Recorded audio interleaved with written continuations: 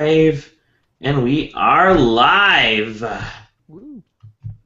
Welcome, everybody, to the SideQuest episode 602 Pre-E3 Hype Train. Whoop, whoop. We are in full E3 mode, all over the place, really. Everybody's talking E3, and I have a wonderful gaggle of writers and editors and content creators and peeps, good peeps, to share E3 love with. So we're gonna dive right into it. Let me see if I can actually find the link to tweet out to people so people can watch.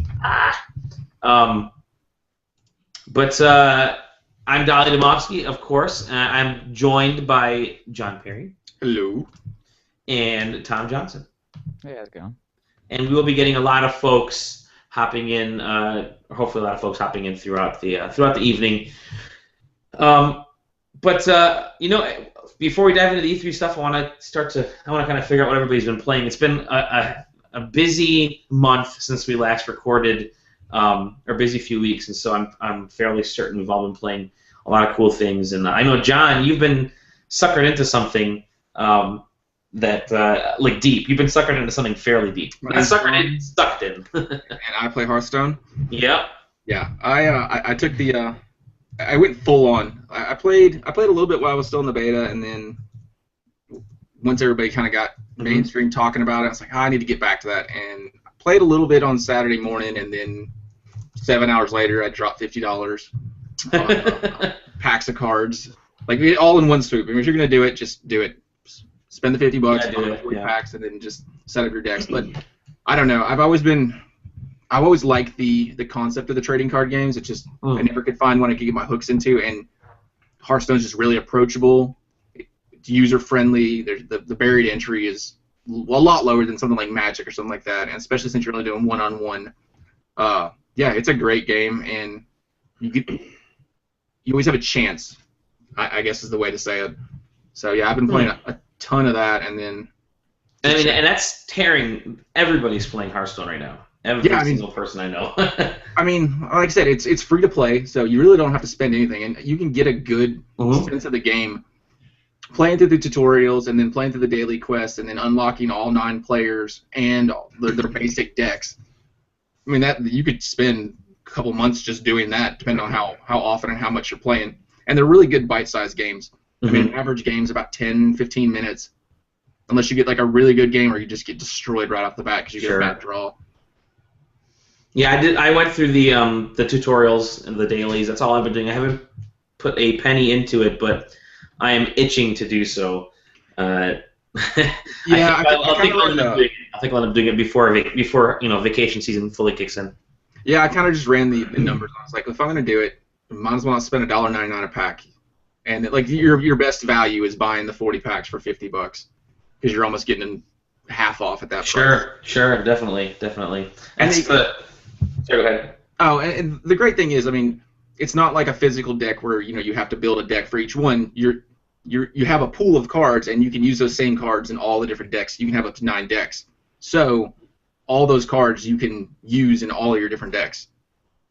Versus a physical like Magic deck where you have to build a deck and put it to the side, then you're left with whatever cards you have left over to build another deck from. If that makes sense. Yeah, it seems a lot better than Magic, I guess. A little bit easier to digest than classic Magic. I've played Magic. Let me take it back. I played Magic about 20 years ago. So it was the very early 90s. I want to say it was like 91, 92. Some OG Magic. OG Magic, yeah. I think I jumped into Magic the Gathering when the 3rd edition came out, which was, I think it was 94, somewhere around there, 94 or 95, one of those two. And I've been playing ever since. Maybe it was like 95, and I've been playing ever since then. Actually, I take it back. I played all the way through college, which was throughout the rest of the 90s, and I stopped playing because I didn't have anybody to play with. None of my buddies outside of college played Magic, and it just kind of faded away. But then, I mean, I saw the Renaissance kind of take place again towards the 2007, 2008 when Magic started becoming really popular again. And obviously, they really figured it out with the digital stuff.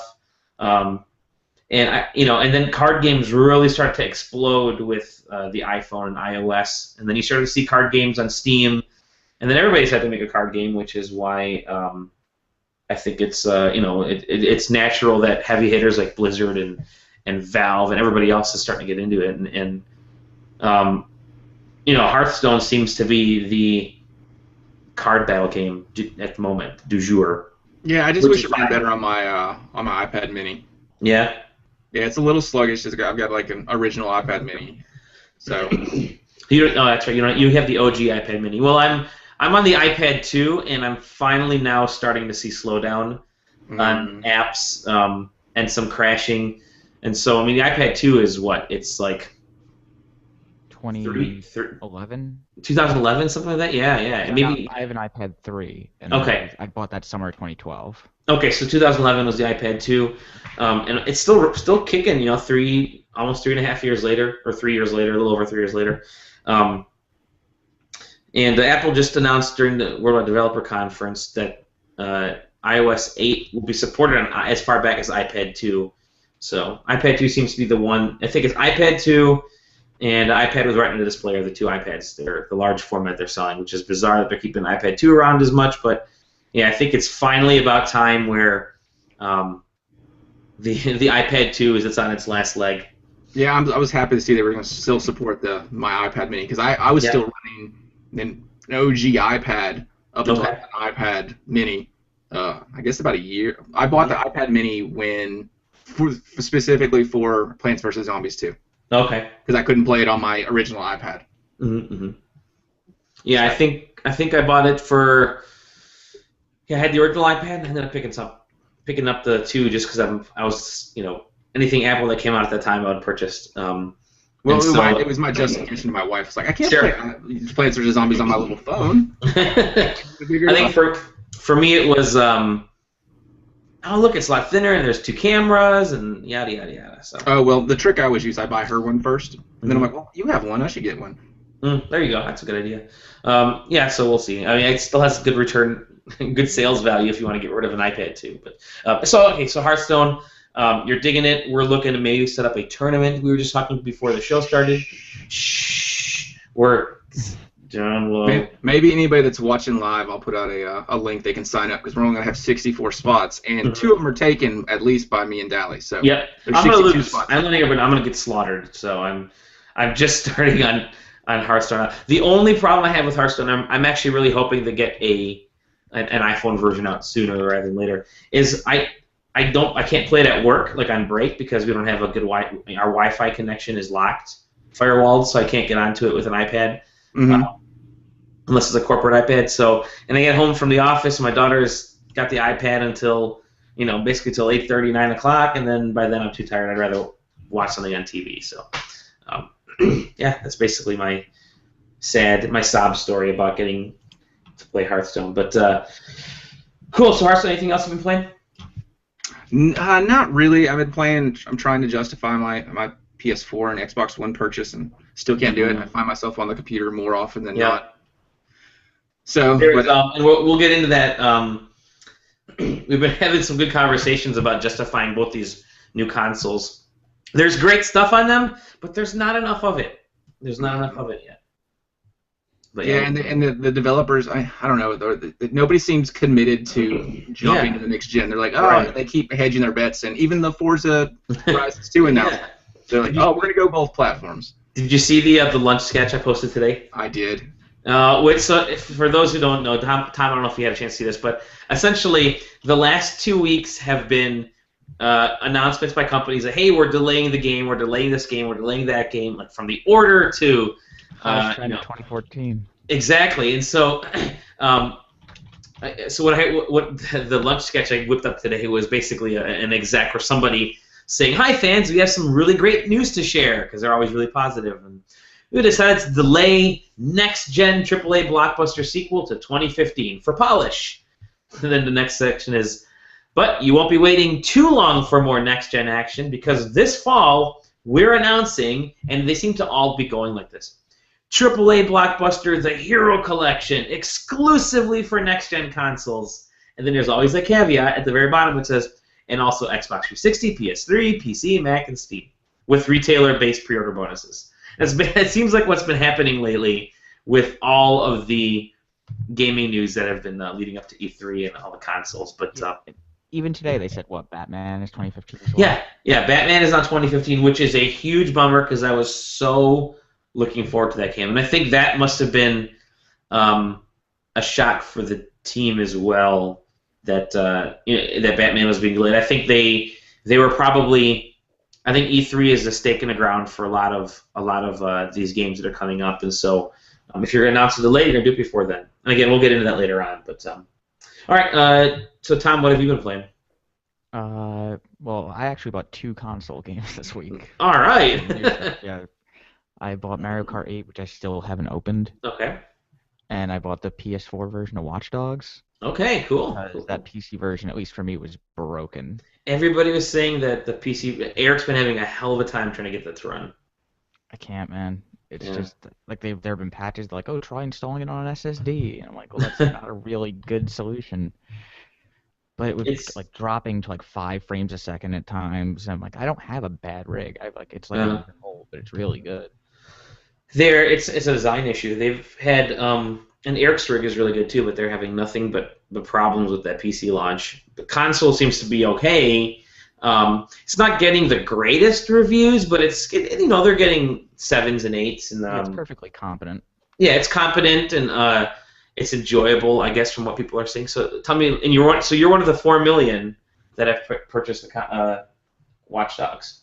Yeah, it was actually originally my first PS4 pre-order that I wanted. Oh, really? Console, all right. And then that got pushed to. Yeah. Oh, that's right. Yeah. But yeah, it's cool. I mean, like the hacking stuff it's interesting and all that, but at the end, it's like way easier to just shoot a dude than it is to try and set up these elaborate scenarios to have a dude walk over a platform and blow him up, or because like the hacking stuff, while neat, it's mostly to escape cops. Okay. So it's like, oh, I'll hit these spikes to come up, or I'll like confuse this traffic light and cause a jam. So like it seems like a lot more like GTA than I was expecting. Okay. Did you see that video that was that posted showing the difference between what the E3 reveal was and the actual gameplay? Yeah, it's up there with Killzone 2 now. Yeah. That first trailer gave me so much hope, and yeah, it came crashing down as the years went by. I'm still I guess I'm intrigued by Watch Dogs. I think the idea is kind of cool, but the hype just totally disappeared for me after the delay announcement. I think it's one of those games where not that it was overhyped, but it was just an oversaturation of news about. You were getting a trailer like week after week after week. There's so many launch trailers. And they kept saying, hey guys, the game's still coming. It's like, okay, we know. Leave something. It's like when you see a movie trailer to 22 Jump Street and you see everything they show you in like the 4 different trailers that are out. And then by the time the movie comes out, you're like, well, I saw everything in the trailer. I'm not, I can hold off till it comes out on video. So I think that's what's happened to me. I'm waiting for Watch Dogs to come out on video. I was planning to hold off on it for a while. But then I blew through Wolfenstein way quicker than I thought I would. So. Yeah, that's right. We're going to be doing a write-up on that. Well, tell me a little bit about Wolfenstein, because I've been playing. It is not what I expected. Really? That game. I expected it to be completely like super dumb and antiquated, which it still is in ways. It's a way I can get behind. Like, cause Wolfenstein was the first PC game that my neighbor gave me when I was like 6 years old, and my parents were pissed off that I got it. Did you get the shareware version on like the 3.5-inch disc? Yep, they're on floppy disks. Yeah. They had like 3 levels, but it was amazing. And then my mother was getting phone calls home from the school being like, oh, he's drawing pictures of Mecha Hitler in class. You should probably put the... Why is he drawing Nazi symbols everywhere? Yeah, why does he know what a swastika is? He's like 6. He's 6. But it was it's like super thoughtful in parts, in ways that I never would have expected it to be. I totally agree. Sorry. Go ahead. But it's like a strange dichotomy of that because there's also like the weird, like the crazy hyper violence that you expect like with that type of game and that genre. Mm-hmm. Like I'm shooting dudes and limbs are exploding and heads are coming off and like it's gruesome, but at the same time they try and be like really thoughtful about like the violence and the concept of like what's going on and like the cruelty of man. So it's a really strange game. Yeah, it's it's a lot deeper than I thought it was going to be. I figured there'll be a story, there'll be something interesting built into it when I saw it at E3 last year, and it was going to be supposed to be out last November. Then it got delayed to like February or March, and it got delayed again to May. But and it's definitely under the radar, and it's unfortunate that it's under the radar, but it's a good game. It's going to be one of those guilty pleasure games for me, especially just because it's not going to be memorable the way I've been kind of describing it to people is you're not necessarily going to remember a ton about this game, but you're never going to remember a bad experience with it. It is totally satisfactory. It's really fun. It's fun.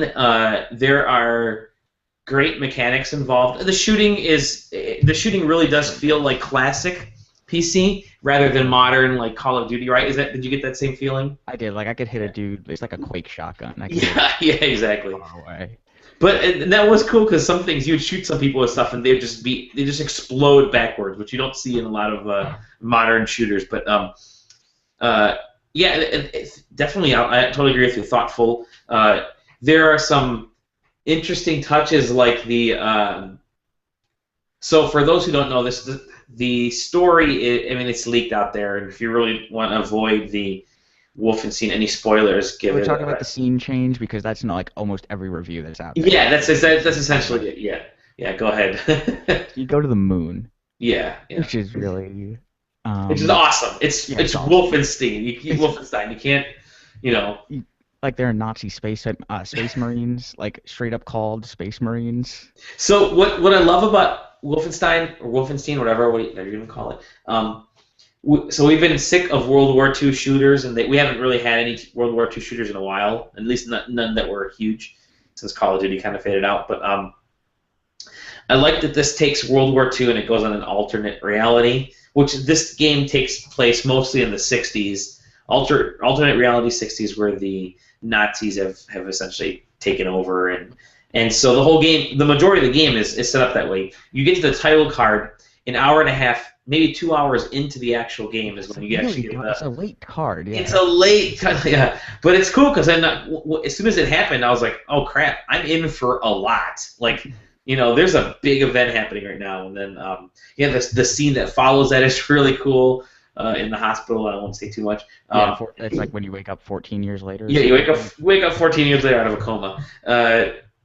And there are some cheesy elements to it. Obviously, I don't want to say there's Duke Nukem-ish level of cheesiness, but there's definitely a Wolfenstein level of cheesiness. But it's totally appreciated. It's a lot of fun.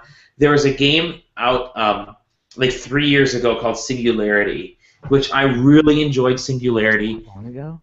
It was like at least 3 years ago. Yeah, I totally enjoyed Singularity for the same reason that I enjoyed Wolfenstein. In that it's just.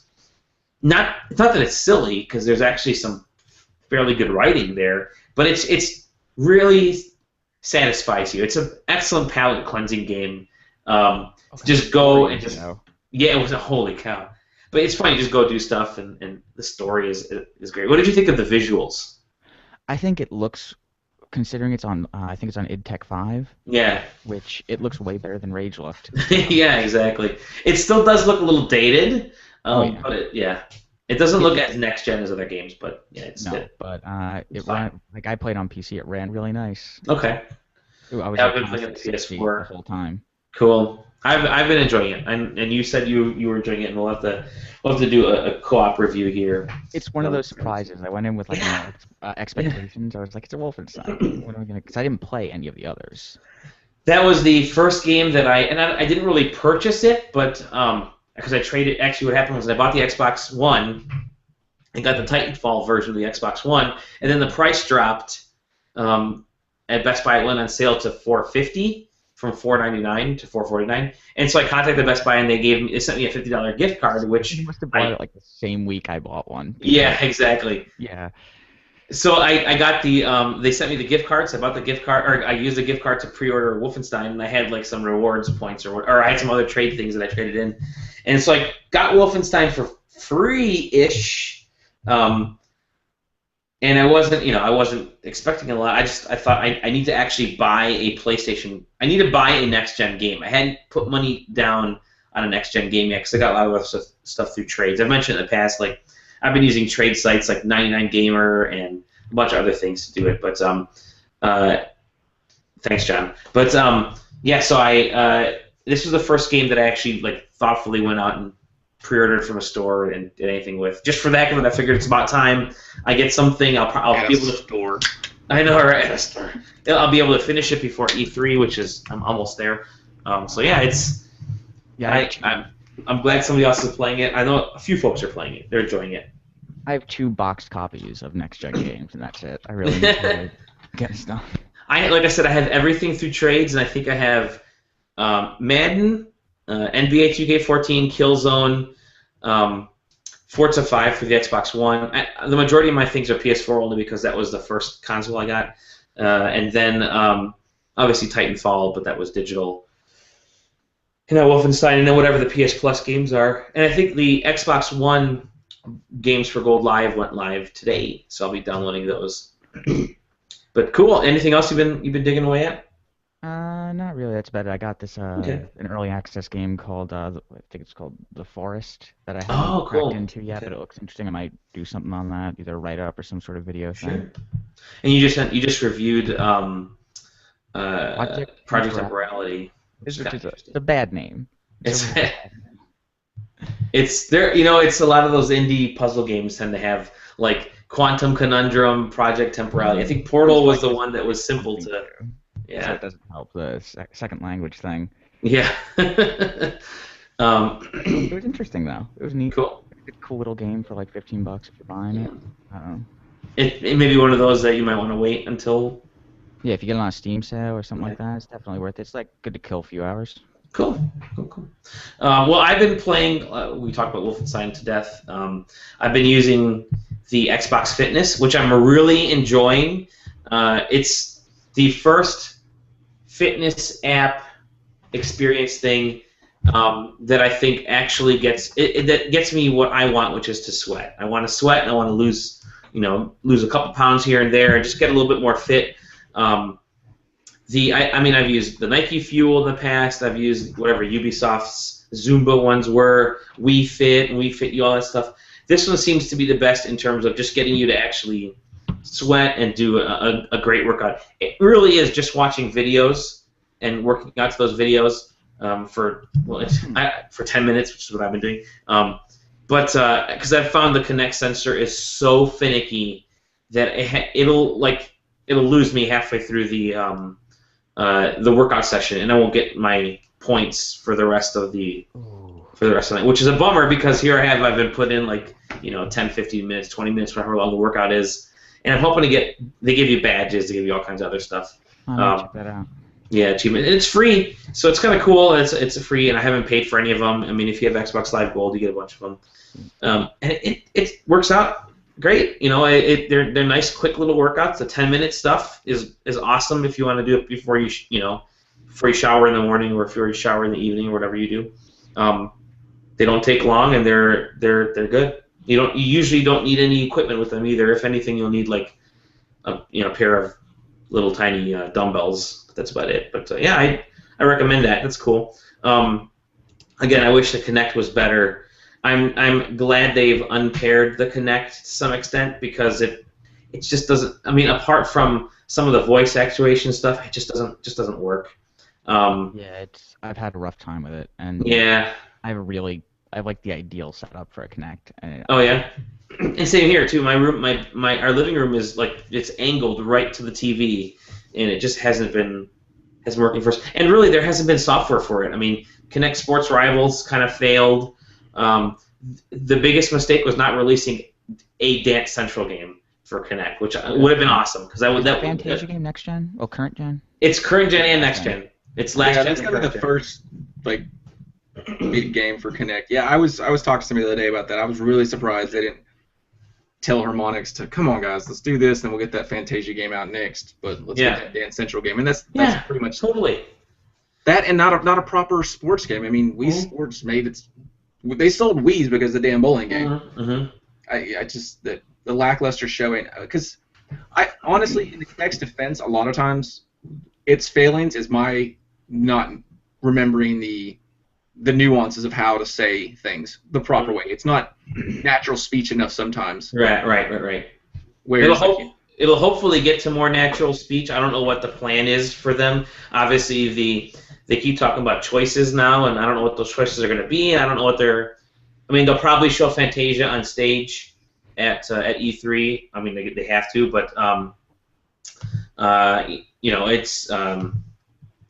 I'm just hopeful that they show us more reason to own a Kinect. But yeah, I totally agree with you, John. There's hopefully natural voice and natural speech will be something that they patch in later on if enough people keep buying the Kinect version. Although now that it's on parity with the PS4, I think it's going to be I think people aren't going to be buying the Kinect as much unless. Well, and people say that, but I wonder if it's not a little bit of the nerd culture of them making you buy it versus you having the option to buy it. But I mean, because either it's because of the false quantities that Sony's putting out, or what, they can't keep their camera in stock. So, right. Yeah. And so I mean, for no reason. The camera does nothing. Right. I mean, it's literally no reason to have it on the PlayStation other than maybe Twitch video. That's it. Yeah. Because I mean, they've got some limited voice functionality, nothing even on near the level that you can do with the Xbox. Right. I just have to wonder if they unbundle it and then still offer it for $70 to $100, if they won't just sell as many or more than they would have in the first place. I think it. I totally agree with you. I just think it needs software. I could see them definitely bundling the Kinect with Fantasia. Absolutely. I mean, they have to double, and at least that way you'll get some of the younger kids picking up the Kinect. They'll buy the $399 Xbox. Yeah, and I'm wondering if heard enough now that with them unbundling it, if they'd be willing to take a little bit of a cut to bundle it in there. And I hope so. It'll help them, especially if you'll be able to, download new music throughout. We're talking about there's not enough software to make the Kinect a viable option, but then we fall back to that Sony point of there is nothing to make you want to buy a camera, and can't keep them in stock. I still have not physically seen one in person. No, I've seen it once. I've seen it once. And then I was tempted to buy it and just flip it on eBay. But my local Best Buy had them like last week, and they had like 3 of them in there, and I thought I should buy one of these. Like that and the sorry, let me adjust my gain. That and the adapter for stereo headsets on the Xbox One. I have no. Oh, I went down to that Best Buy that day. They came out and bought mine. I think it's going to be. I'm just flipping the light. There we go. Better. It's going to be really interesting coming out of E3 here. Again, we'll get into E3 shortly here. Of what happens with Kinect and they got just motion. Right? It sucks. Well, before we jump in, let me just one last thing I've been playing is Mario Kart.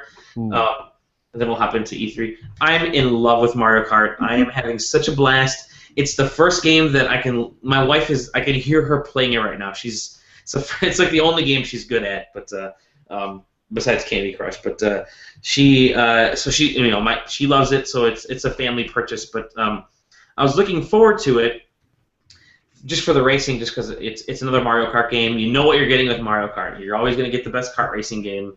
You're going to get the characters you usually want, and that's basically it. But the online stuff seems to work really well this time, so you can do tournaments. We've got a SideQuesting league set up, so I'll post the information for that. We're just trying to figure out what entails a league. You basically got to set up tournaments and so forth.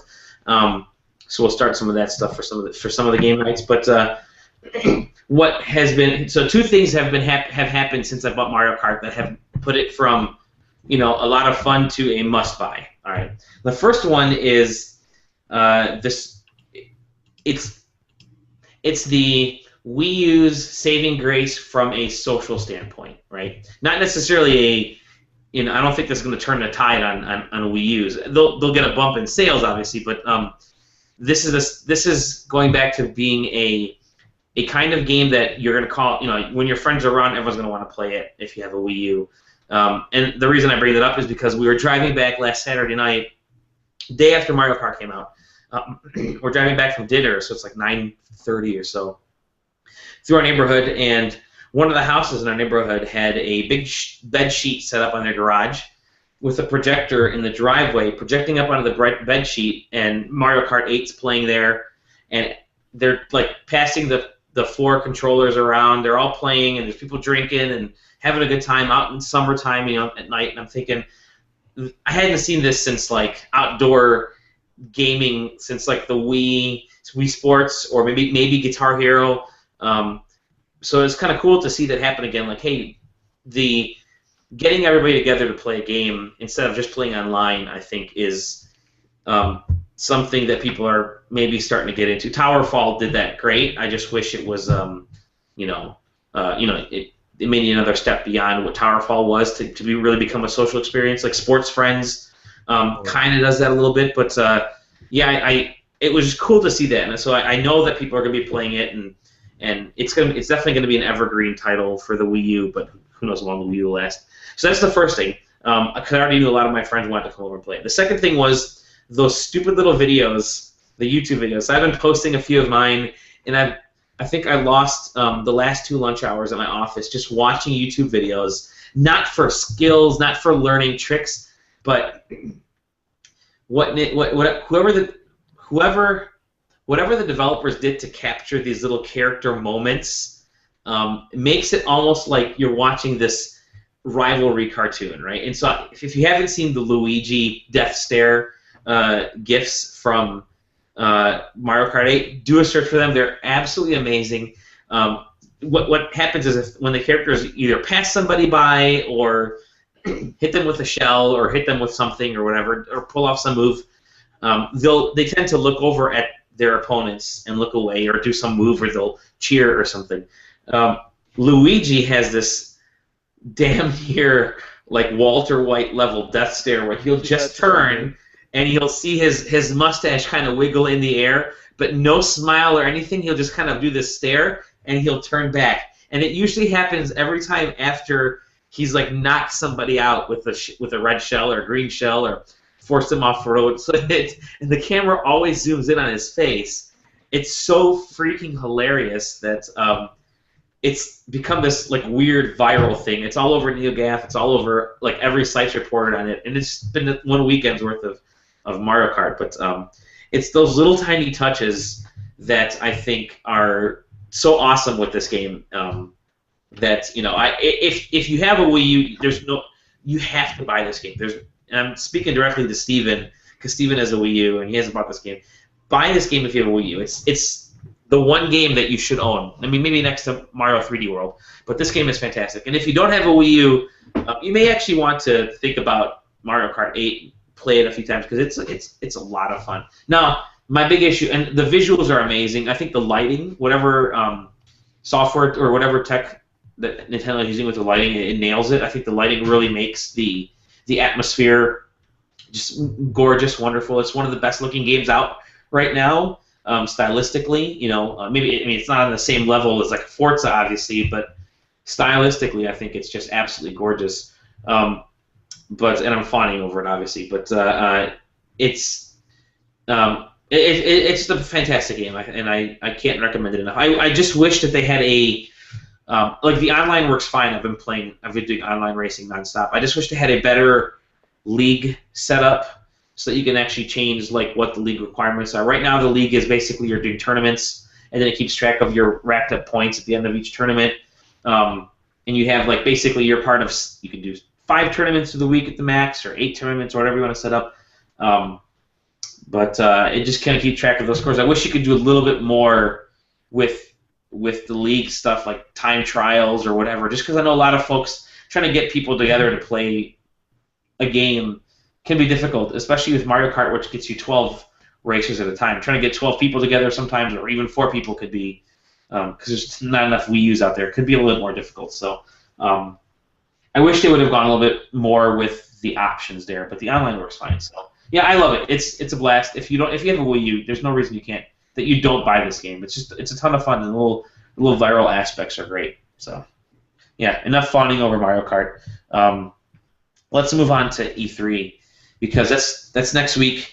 SideQuest is going to have a bunch of folks out there.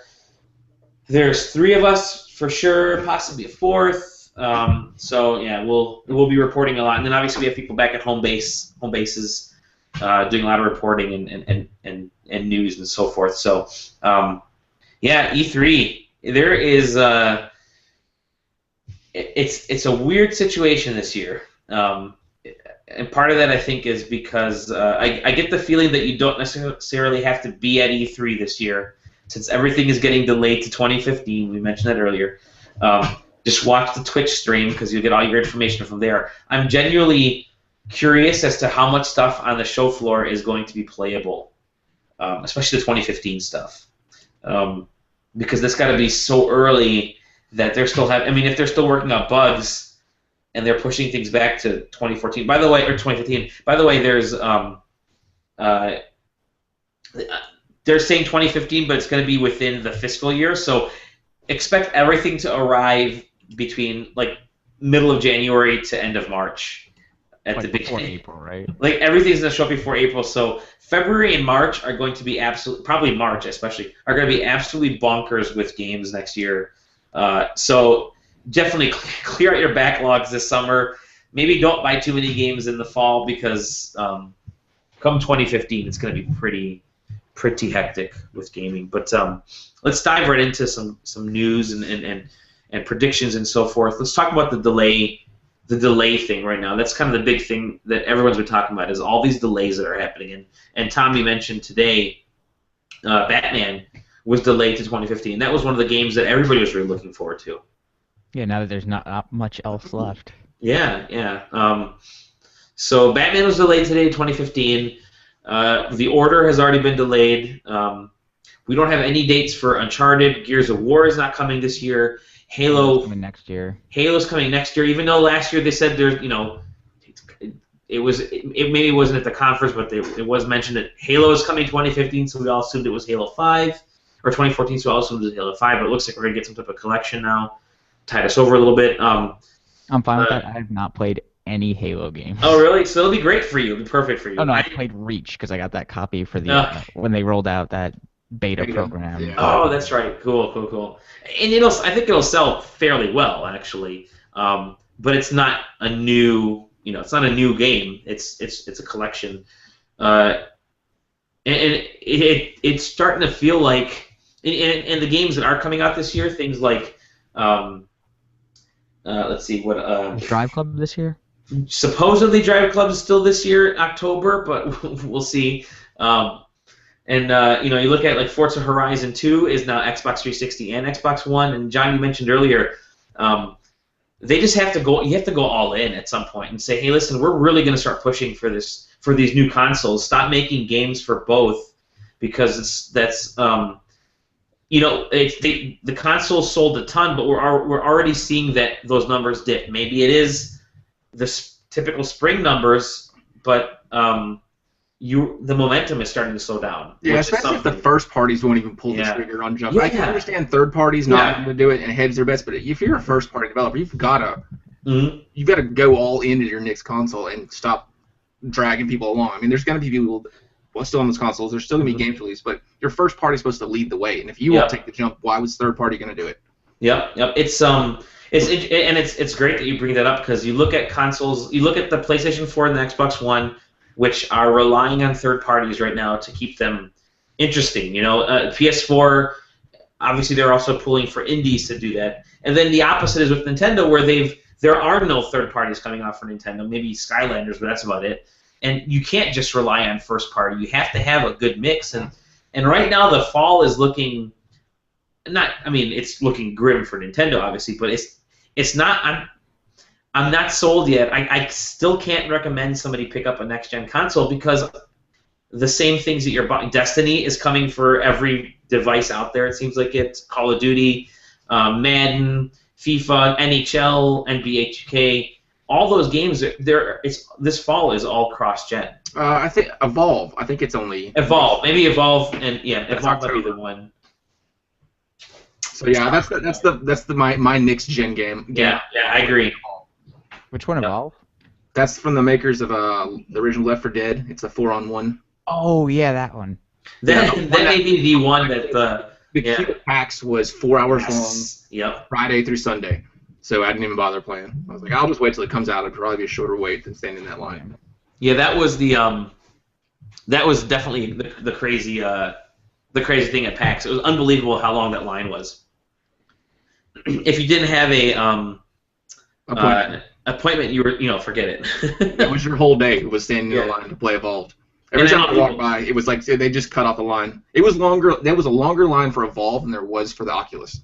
Oh, which was crazy. And Oculus was you could get in and get in there very quickly. But I can't wait for my new Oculus to arrive. Did you order? Do you have an Oculus right now, or I have a DK one, yeah. Oh, do you? Oh, wow! I'm so jealous. My boss was pretty funny. He said, "Hey, when you're out in LA, why don't you go and buy pick up a couple of those Oculus Rifts for us?" And I'm thinking, I can design cars wearing an Oculus Rift. I'm down for that. So. Yeah, if I wasn't so opposed to standing in lines, because that's like the one thing, that's like my purgatory. Is if I end up in purgatory, I'm gonna stand in lines the entire time. I wanted to try out that was it Princeton that had that Oculus inside the giant hamster ball at PAX? It may have been, yeah. Yeah. So just imagine they had this like giant, like 10-foot tall hamster ball that you got into while wearing an Oculus Rift, so you could walk around, and it was like in a big pool of water.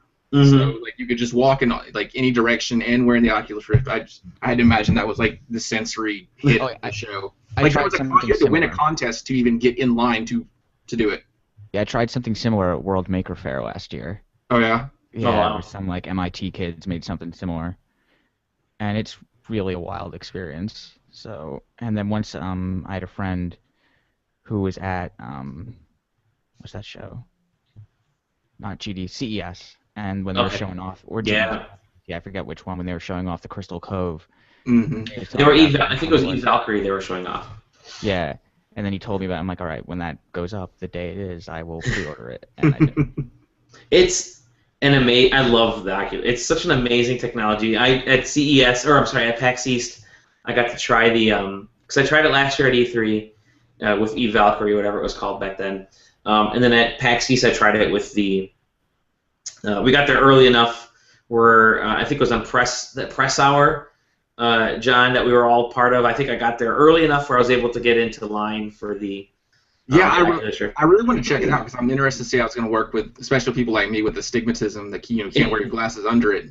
It seemed to work from the folks that were there. Even people with glasses or not, it seemed to work really fine, really good. But I was in love with it. And I played the game where you had these kind of tabletop nights, and you were Couch Nights. Couch Nights, yeah, and it was just it was made by Epic, super simple game, just to kind of showcase the technology, but it made you feel like you were in the living room playing with these big toy knights. That was the thing. I was willing to stand in line for it since it was like maybe an hour, but I was scared after hearing the outbreak of pink eye from the last show. I was like, not PAX, the show before that.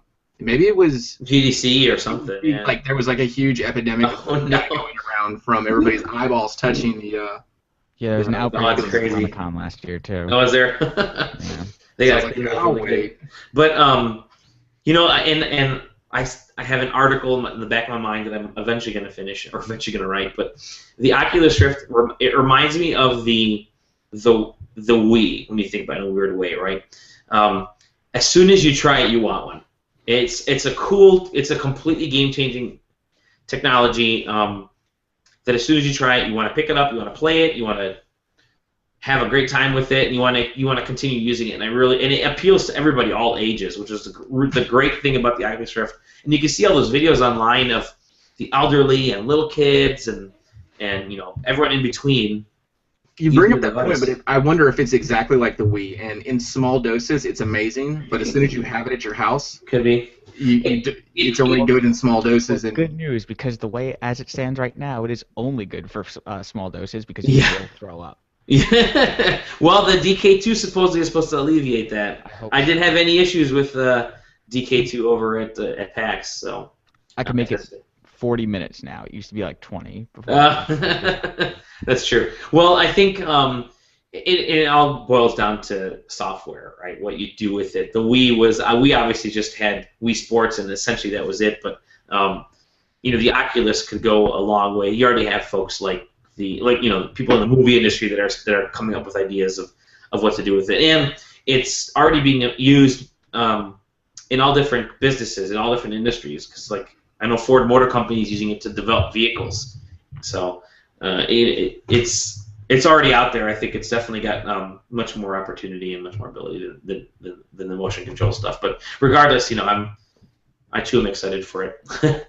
So that'll be, and I'm interested to see what Sony showcases of their Morpheus, if they showcase anything at E3 this year. But so delays, back to the delays, everything's being delayed, and we'll see what happens here at E3. And then, so after delays, you start talking about the pricing, and we talked a little about the Kinect being ripped out of the Xbox One. So now the parity is there. Xbox One, PS3, PS4 are both $399. They offer you the same, both give you a couple games a month, both give you online play. You got Netflix, Amazon, yada yada yada. The Xbox One has a few more, has the football stuff, and the TV things. I don't know what the adoption rate is of those, but and the PS4 obviously offers you whatever else they offer you. So, but for the most part, there's a lot of parity between the two consoles. So it's going to come down to games this year, especially to go, to push forward. I'm wondering how much of a stark difference the two big boys, Sony and Microsoft's press conferences are going to be. Because as much as Microsoft's going to scream games, they're going to dedicate a portion to apps and entertainment, and then that's where they're at. That's their bread and butter. And Sony all but ignored it. Yeah. Up until this point, and they're really, neither one of them have HBO kind of Go ignoring yet. They're still kind of and neither one of them have HBO Go yet. They have to, right? They have to get that soon. Yeah, that's so bizarre. They don't have that. Well, because especially as a novice Game of Thrones watcher, I love the second screen experience that Xbox 360 offers. Because you can be watching the Game of Thrones. I never read the books, and so it's hard for me to keep track of a lot of things going on as they're jumping through plot points. And the second screen on the smart glass would give me relevant information that was going on with the show. So that was amazing. So I'm really surprised that hasn't made its way, especially to Microsoft, because they're usually the leader in making a great experience for the console versus Sony's whatever you put together. And they haven't been pushing smart glass very much either, which is bizarre. So I guess that's what I'm really wondering where we're going to end up on those two. I know Microsoft took a big black eye, unbundling the Kinect, and then more focused on games, but I still think they're going to have to push their apps and their entertainment portion because so much of the console was built on that. Yeah, I totally agree with you. Games will always be there, and I think Microsoft probably definitely has the bigger Western IPs. Things like Halo and Gears of War and Forza and stuff like that that appeal to the U.S. and Canada more. But then,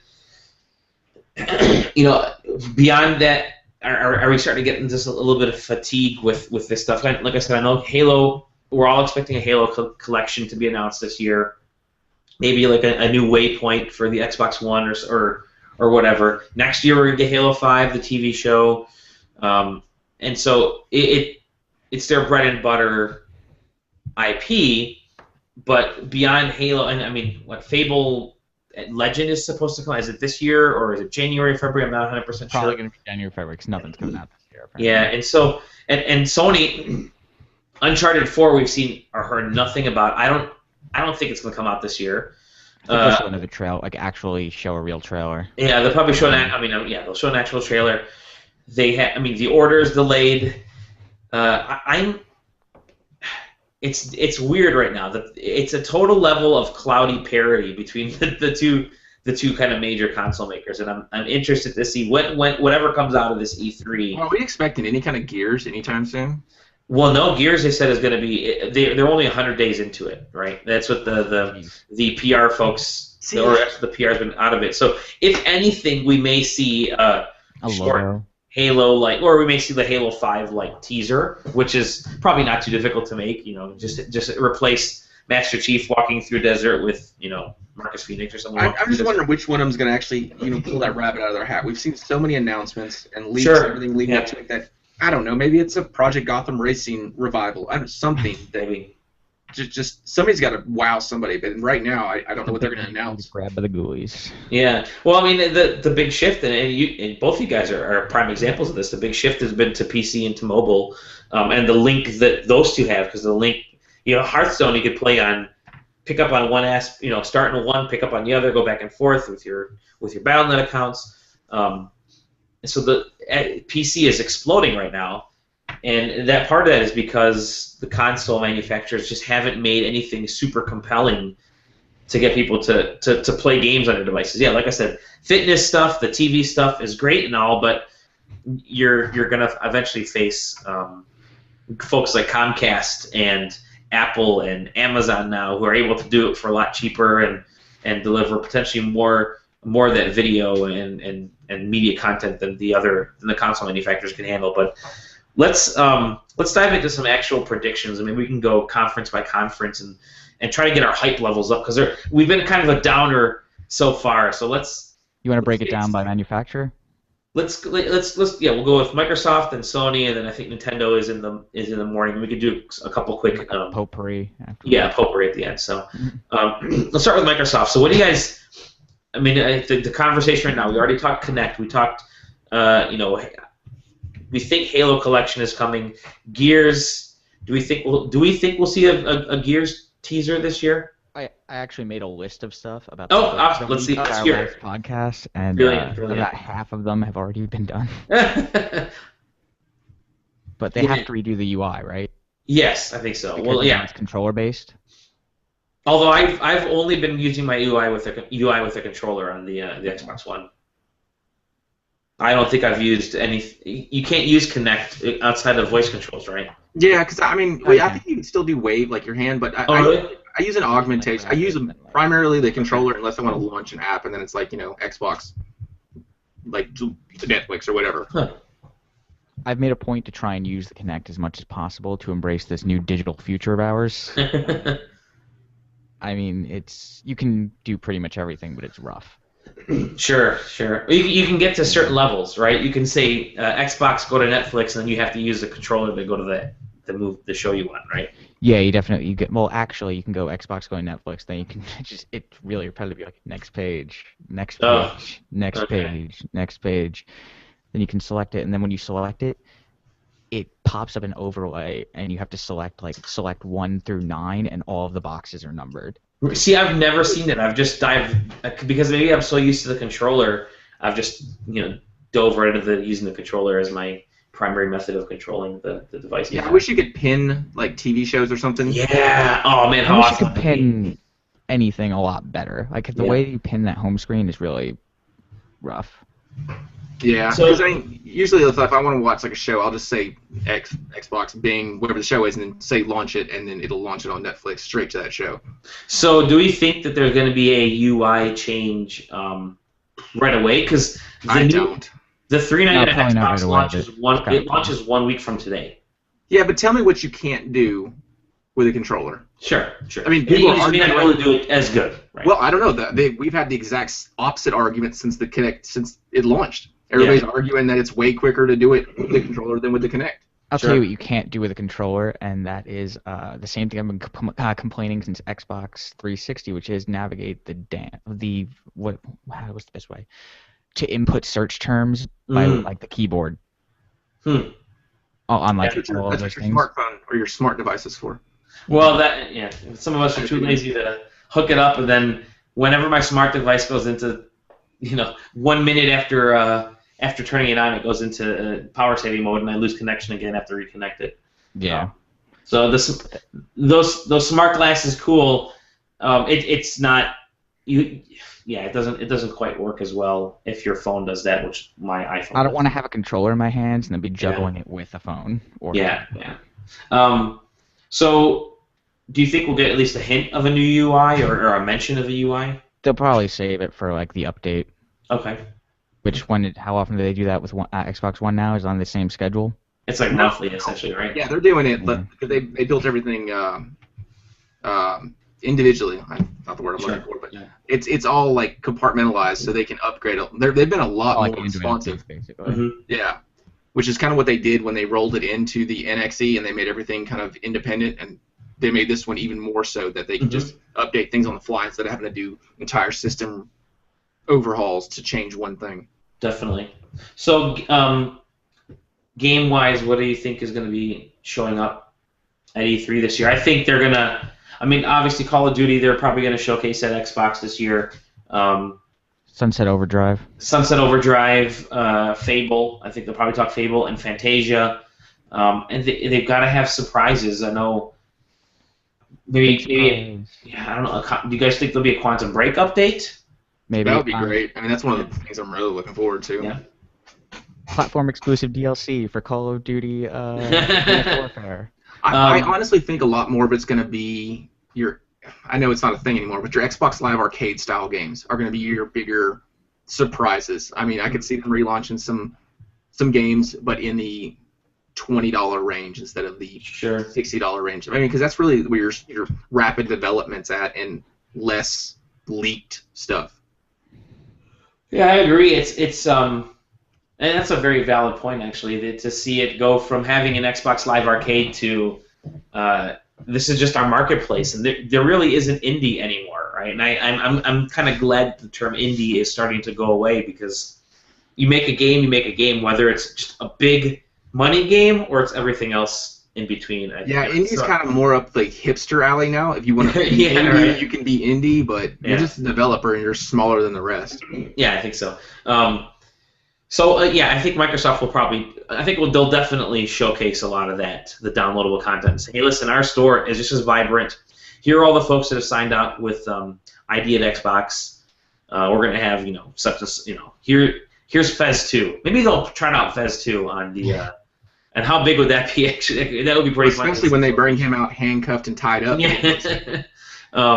Pride of Matters. There's my prediction is we're going to see Fez 2. What about Braid 2? We're going bold, huh? Yeah, we're going bold, definitely. What else? So there'll be Xbox arcade level downloadable stuff. I think that's a given. I think they need to do that because Sony did a good job of that. I know what it is. We're going to get the reincarnation of 1 versus 100. That's what they're doing now. I would love that. And it's going to start within a month.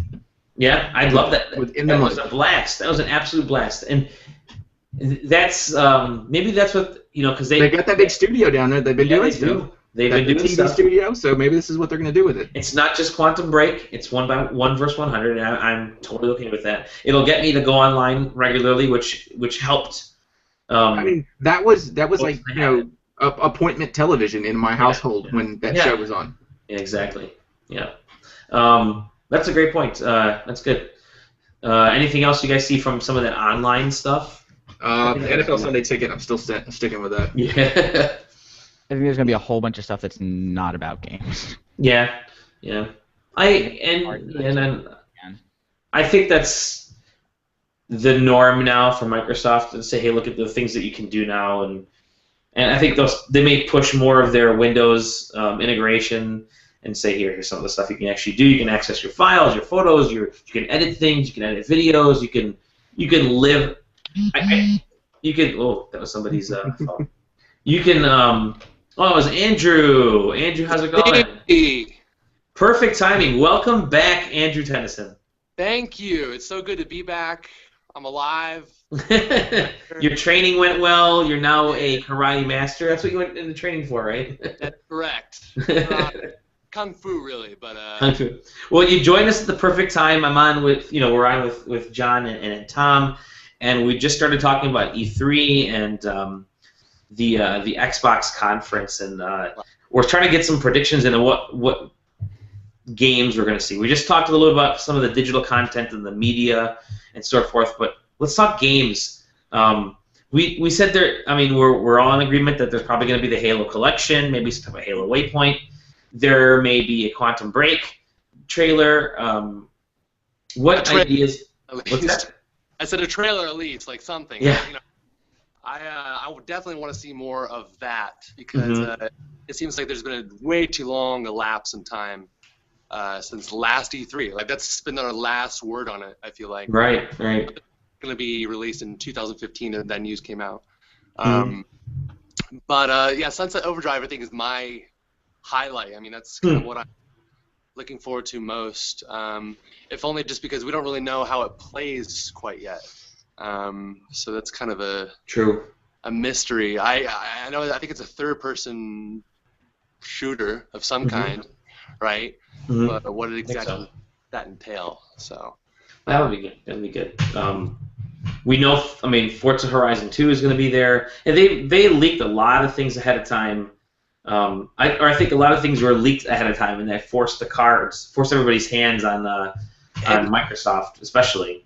I don't like that. I don't like that one bit because I feel like it takes away the element of surprise, right? Because I miss genuine announcements, right? Right. So and we've seen this trend happen in a couple of years. Maybe it's out of the fear of it being leaked before it's actually announced, which is kind of silly. For instance, I think they could have saved the Halo 5 Guardians announcement for the show. I think that was leaked by. Yeah, I agree. They should have just not said anything about it and let it simmer for a week or so, and then showcased it. Right. Tom, John, anything else you guys think might pop up? I do think, like we were saying before, we're gonna see like more like HD collections. You think they'll do Gears? Ooh, that could be interesting. You know what? That's 4 games too, just like Halo. Yeah, right. Yeah. To fill up content, I wouldn't be surprised if they do say stuff like, "Here's a Gears, here's full 1080p." Full 1080p. Here's all Fable. Here's all of every Fable from yeah, maybe, I don't know. Fable Legends is coming soon, so I doubt they jump into that real quick. But yeah, collections. I think we're gonna see. We've already seen a bunch of them, and we're only gonna see more, obviously. I'm thinking we're gonna see some more episodic stuff, like maybe an episodic Alan Wake or Blade Noir type game. I mean, both those games would lend themselves really well to an episodic installments. I think we'll. Here's my second bold. What was my first bold prediction? That we're going to see Fez 2. Here's my second bold prediction. Telltale is going to step onto the stage, and they're going to announce a Halo Telltale game. I don't know. They were already teasing today that they were doing a Telltale game that was undead related. How many games can they make at once? I know, right? As long as they're still good. I mean, we got past that Back to the Future and the Jurassic Park, and ever since then, it's been great. Yeah. Yeah, I think they're going to announce something. They said it was an undead game, and it's the first time they've ventured into this property. Interesting. So, well, maybe that's the maybe that'll be first on Xbox. Maybe it'll be I think that they're going to. I think Microsoft is going to look at a lot of these. I don't want to say smaller companies, but I mean Telltale is smaller, and do some of that stuff. Here's another idea. This one is just balls to the wall crazy, but I still think it could still be awesome. Lego Halo. Why has there not been a Lego Halo yet? I would love a Lego Halo game as a great way, and people would eat that up. And I mean, Lego games are easy to make these days. It just blocks, right? Different heads on there, right? But a Lego Halo game for the Xbox One and probably the Xbox 360, more than likely, because you can't leave old gen alone. I think that would be fantastic. I think that'd be a lot of fun, and it would be great. That or a Lego Universe game. Or Lego Universe game, yeah. Just have it all in one. Have it all in one, yeah, exactly. Like take the Lego movie to the nth degree, sure. I think I would love to see something like that instead of a Halo collection. I think if there's a way to do something really cool with Halo, it's worth it'd be worth it for the fans. But I slim to none that's actually going to happen. I mean, that was one of those was it like a Game Informer or a GamePro fake rumor they made up years ago, but I think maybe there's time still yet for something like that to happen. Can we talk about Fez 2 and the likelihood that would happen? I think that's going to happen. I do think Fez 2 is going to happen. The game is in development. Commune right now, just like doing a quest. Yeah. Well, I think Phil Fish has been far too quiet for too long. he's actually been helping here and there on like little projects, like mini promoting level type of stuff. But I think he's still involved with Fez 2. I think after that whole thing blew up, where he was kind of tearing into Microsoft for a while, and then some of the, he had the issues with just everything coming down on him.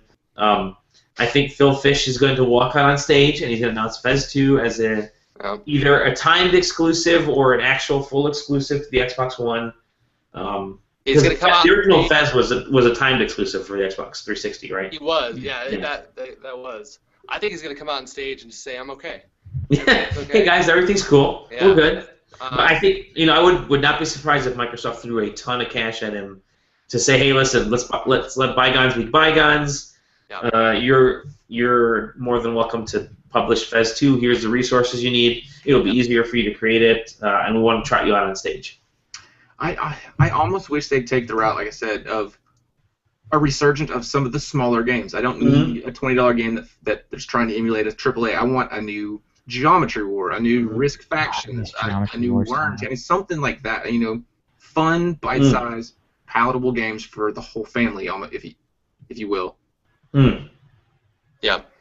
I mean, God knows that Xbox One kind of needs it right now. Right, and that was their bread and butter when the 360 launched. I mean, Geometry, things like their Xbox Live Arcade weekly releases is what set them apart, while Sony was still trying to figure out the hell they were doing.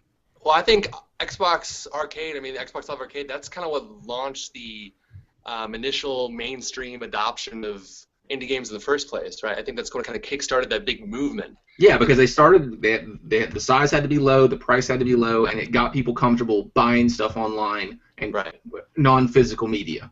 Right. So, I don't know. We need to see some kind of, some kind of continuation of that at least, because I don't feel like Microsoft is in the right mindset here. I feel like they're still kind of in, this is only a continuation of the 360, right? And I think that's kind of a common theme throughout the next generation, is that we're so afraid to kind of let go of the past generation, but at the same time we're afraid to kind of move forward. It's tough because it's a two-way street. So. What else do we see for Xbox? So Fantasia will be there. Do we see anything else for Kinect showing up? No. A proper Wii Sports or Kinect Sports game. I could see that showing up. I don't know what they're gonna do. I really don't. It's. I think the Kinect is in that weird world where the DS was for a long time. People trying to find non-gimmicky ways to actually use the technology instead of just the same gimmicks we know over and over.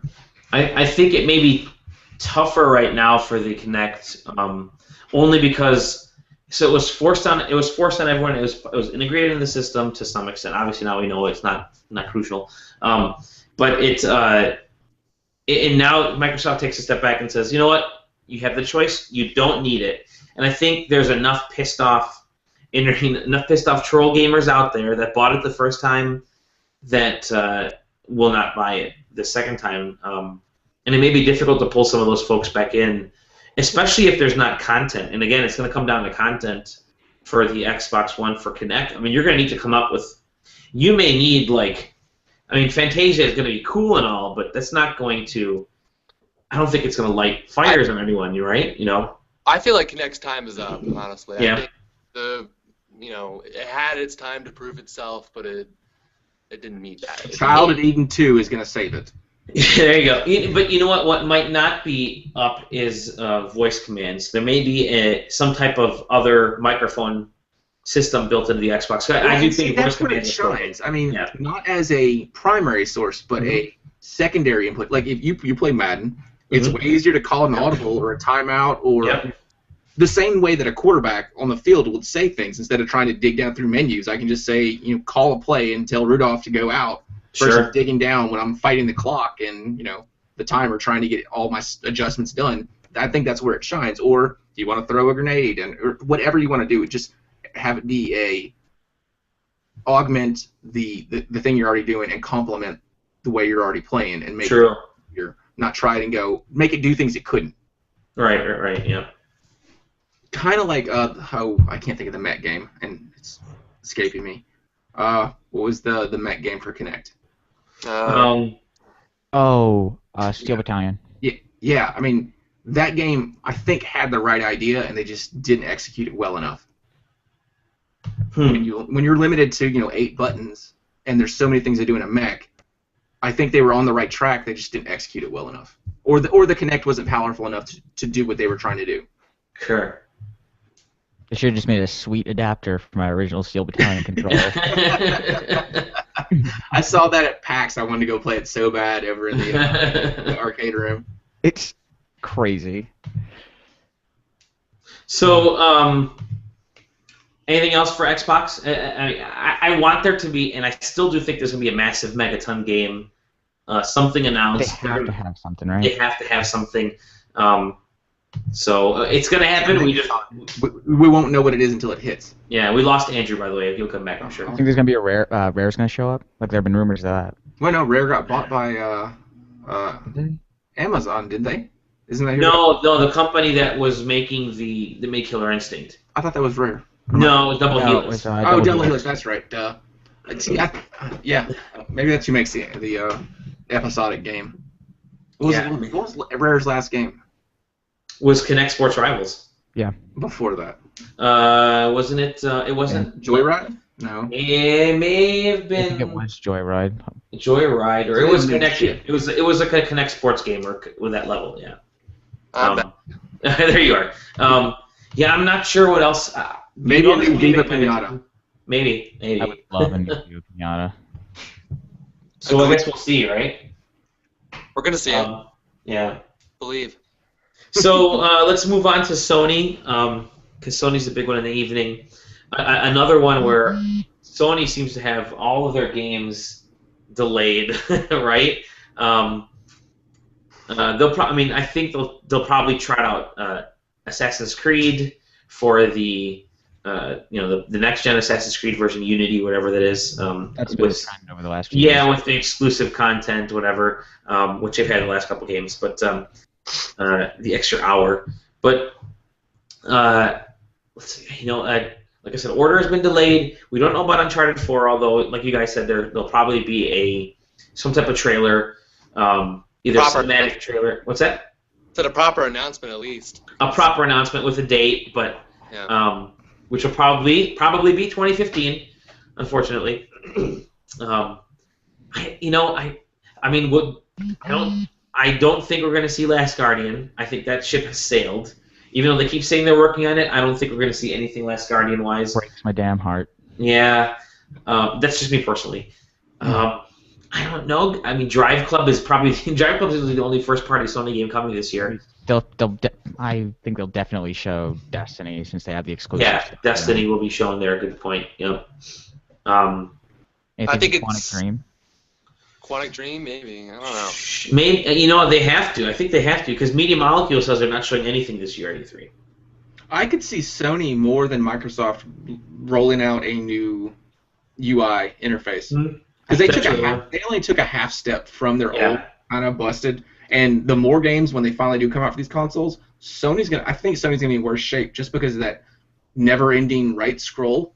They've got to do something. 6 months, 7 months, and my bar on that main screen has gotten really hard to scroll through. It's a millipede. Which is saying a lot considering we just discussed how there's not that much content to play on the consoles. Exactly. Well, everything has been PS Plus, hasn't it? Yeah, and I bought Battlefield and I haven't bought anything since. Yeah. We've been horrible for this. The attach rates have to be attach rates for the next gen is not very good right now. But Infamous and Watch Dogs and FIFA, those are my three games for that console. I haven't bought Infamous yet, but we'll probably see Infamous DLC. I think that's probably a given. We'll see they're working DLC. On it. So Drive Club, they're not going to butcher Drive Club by showing Gran Turismo 6 HHD. You don't put it past them. I mean, both of these are like figments of our imagination yet. It's almost 8 months since Drive Club was supposed to come out. Sure. Yeah. Drive Club was a launch game. That's right. Yeah, that was supposed to be a PS. That was your PS Plus reason to buy PS Plus. Yeah, exactly. Yeah, they're like, you're just getting like 3 tracks in a car. They're gonna try out indie games again. Sony has been fantastic at courting indie developers. So they'll show. I think it's going to seem a little trite if they do that for the third time in a row. I think that's officially a part of Sony's. I understand every that. press conference now. I need my meat and potatoes. You can't keep showing me Octodad and. You think The Witness is ready to be shown yet? What's that? You think The Witness, Jonathan Blow's game, is ready to be shown yet? Yeah. But see, and I think all that's true, but we still need that thing. You need retail. This is all the stuff. Anyway. So far, we've just described their last press conference. Yeah. Indies, The Witness, Destiny. That was their press conference last time. Yeah. What about Morpheus? I don't know if I don't know if it's going to demo well on. How about Kingdom Hearts 3? I think. Wow. I don't know. I think they've. I have no idea. Didn't they give Final Fantasy 15 a date? They didn't yet, but I don't think they'll be coming until 2016. Yeah. Or ever. I remember the first time I saw that trailer for that game. My friend, it was my junior year of high school. It was 2006, and I was shown it on a Zune. So that's how long that game's been coming. That was that trailer for that game debuted before the PS3 launched. Yeah. To show you how old that game is. The trailer for Final Fantasy 15 debuted before Final Fantasy 13 launched. It debuted around the time that Final Fantasy 12 came out. Yeah, it did. It actually debuted before Final Fantasy. You're right. It debuted before Final Fantasy 12 came out. That's right. Yeah, because Final Fantasy 12 came out in October, and then like a month and a half later, the PS3 came out. Do you think Mortal Kombat will show up on either of the stages? Yeah, actually, I do think so. That's a great point. I think Mortal Kombat will show up. We know that game is also 2015, but yeah, I think it will. It'll probably show up on one of the two. It has to. Do we know? Sorry, but do we know who Jack Tretton's substitute yet is going to be? Like, I mean, as far as a presenter kind of role, he's kind of, been the lead of that kind of show for a bit. He's. Yeah, I don't know. I mean, I think Mark Cerny will probably take a bigger lead, and Andrew House will probably be up there quite a bit. They should hire Mr. Caffeine like Ubisoft did that year. Yeah, right. Hopefully. But what a big turnover! Because last year we had Don Maddock versus Jack Tretton, and this year we have Phil Spencer. What was it? Phil Harrison.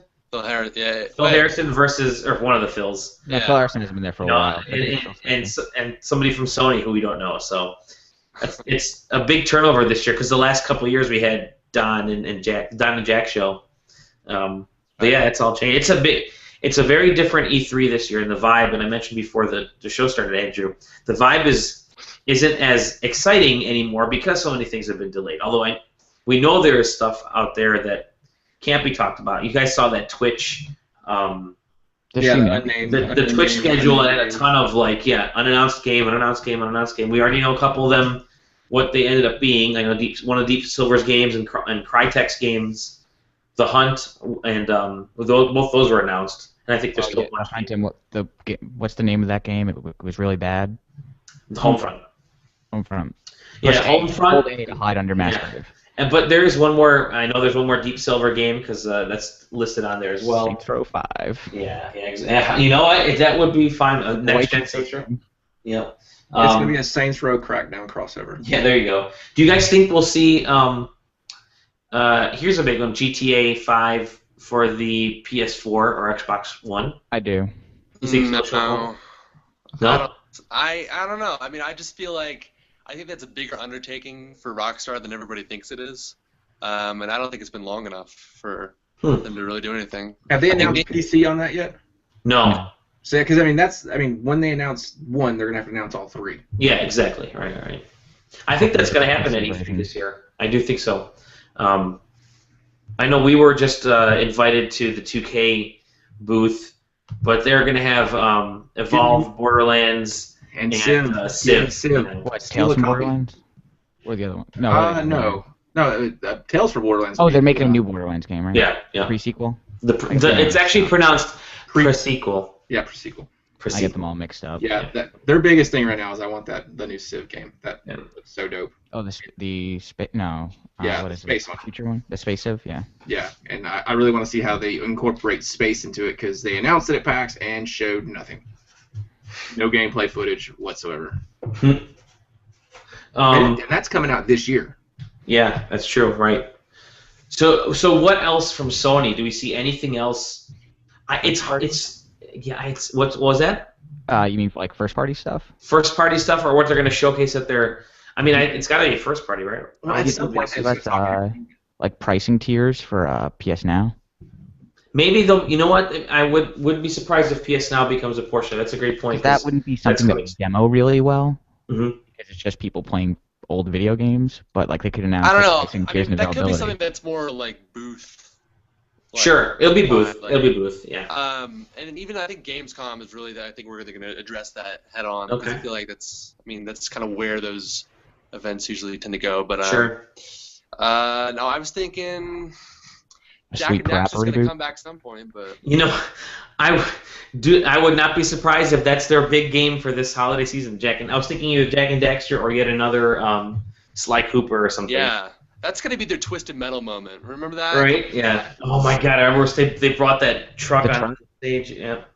So good, so good. So Jack and Daxter. That's Absolutely. it. It's Do you guys coming. think we'll see? So we mentioned Kingdom Hearts, Final Fantasy, No Last Guardian, Uncharted. They'll mention Last of Us. I'm sure they're going to mention Last of Us coming into the PS4. Blah blah blah. Do you think they'll announce Project Beast at that press Yes, yeah, I do. Actually, that's a great point. Yeah. They'll announce conference? yeah. Thing? Do you think we'll see the Metal Gear update? It'll be at one of the So. two, or both of them. It may end up being at both. They won't be at both. They're not both going to put the same. Well, then I'd probably say it'll end up being at Microsoft's. Yeah, Microsoft. Oh, because it was They had last year. Yeah. I don't know. And that may be one that Sony is willing to let Microsoft have because more people buy it on the PlayStation anyways. It's still seen as a kind of a PlayStation Right. property, so I don't think they have an issue with sales No one in wise. Japan owns an Xbox. Yeah, exactly. So anything else for the PlayStation? Do we think? Let me scroll through the list I wrote 2 weeks ago. Yeah, I'm trying. PS4 Slim. You know Xbox what? One. There was a supposed leaked. I don't You guys see think that leaked PS4 for $20 a month for 65 months? I do not think Sony is in a healthy enough financial position No, they're not. to subsidize or to change the form factor right now. Because if they change the No, form too factor, early. they're going to go back to taking a hit. Yep. Versus, I don't know how close they are to being profitable or even breaking even on them right now. Well, they said that they're almost profitable now. Right, but then if they change the form factor, then they're going to go Yeah. back to square one almost with Just profitability. It's got to cost so much R&D to do that Yeah. too, and then the production. Did you find your list, Tom? I did. I'm scrolling through. I think we hit pretty much everything. Project Beast, Destiny, a bunch of stuff. Did we talk about Deep Down? No, we didn't yet. Do we think that? First of all, yeah, they'll probably show it. Do we think that's going to come this year? No. No. Wasn't that supposed to be a launch PlayStation 4 title in Japan? Man, I don't know. everything is delayed. You think There's no Valve- reason to get Valve this sticks it to Microsoft and announces Half-Life 3. Yeah, I don't think so. Oh my Valve's doing their own thing right now. They don't care about consoles at the moment. No. We forgot Assassin's Creed. As far as, did we address that yet? Assassin's Creed? Well, I think it was when it'll you show up. dropped. I don't Yeah, care about yeah. it, but Well, it'll show up. The next gen version will show up at the PS4 conference, obviously. I think because Sony Yeah. has an agreement. But we'll hop into the third party stuff momentarily here. But anything else for Sony? I can't think of anything else. Deep down, They'll talk Vita. what's that? What do you think they're gonna do for Vita? Nothing. Put a bullet in it. That's what nothing. PS Now is going to be. That's what PS Now is going to be. Yeah, I like. I my feel like Vita. we're missing something though. It's like that key ingredient. I mean, that's what big surprises are for. But That's what both consoles are missing right now. That Yeah. that big, Right. oh my goodness moment. I mean, I hope Quantum Break is that. Like that's Xbox One's thing. I just don't know if that's an oh my goodness. We've already seen. Sure, it. right. We know about it now. And it's been out so long. It's right up there with Drive Club and Gran Turismo. It's been out there so long that when we finally get it, it's not going to live up to its hype because we've waited Yeah. so long to see it. That's like Watch Dogs. That's what happened to Watch Dogs. It was out there so long and it just couldn't live up to that. I mean, that's what killed Titanfall. Yeah. Titanfall's Yeah. a great game, True. but it was supposed to be the savior of the system, so everybody was so Yeah. pumped for it when it was a good game. It just wasn't Yeah. Yeah. game changing. You know what? Here's another one. Do you think we'll see? Anything Titanfall related at the Microsoft booth or the Microsoft press conference? Because that's their baby, right? Yeah, I just don't know. It's too soon for a Titanfall 2. So Yeah, they just released DLC. Like Well then, how about here's a big one.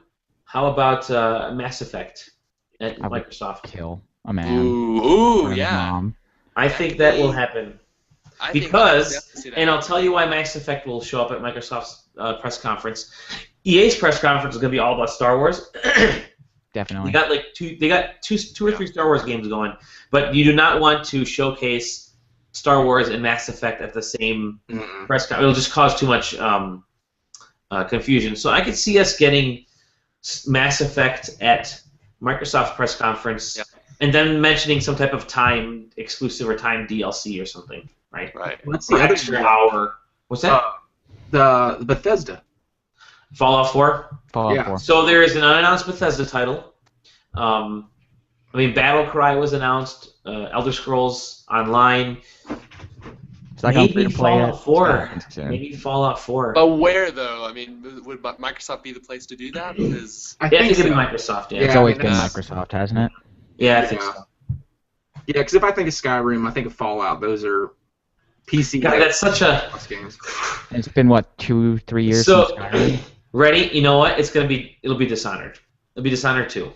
Hey. I think we'll get Dishonored 2 announced at Microsoft's press conference, which I'd be happy with. I loved Dishonored 1. I thought it was fantastic, and I'd be totally happy with another. I'm looking at it right now on my wall over here, and I think I might just play it again.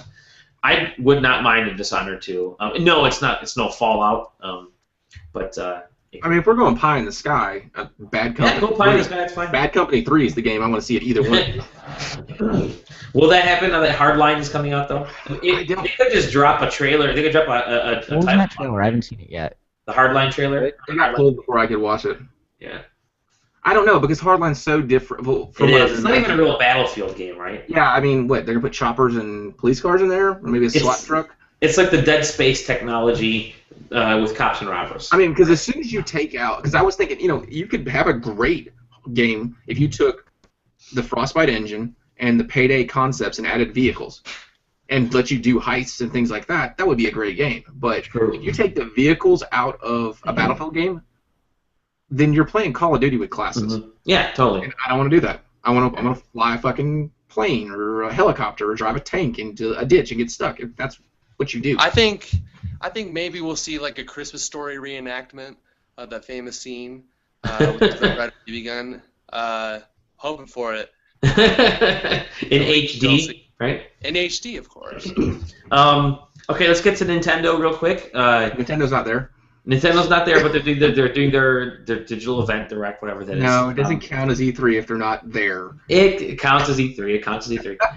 So I think they're going to be showcasing. I mean, obviously Smash Brothers. They just released Mario Kart. Smash Brothers is their second big game, so they'll be talking all about Smash Brothers. In my opinion, I mean that's coming out. That's their big November release, I think.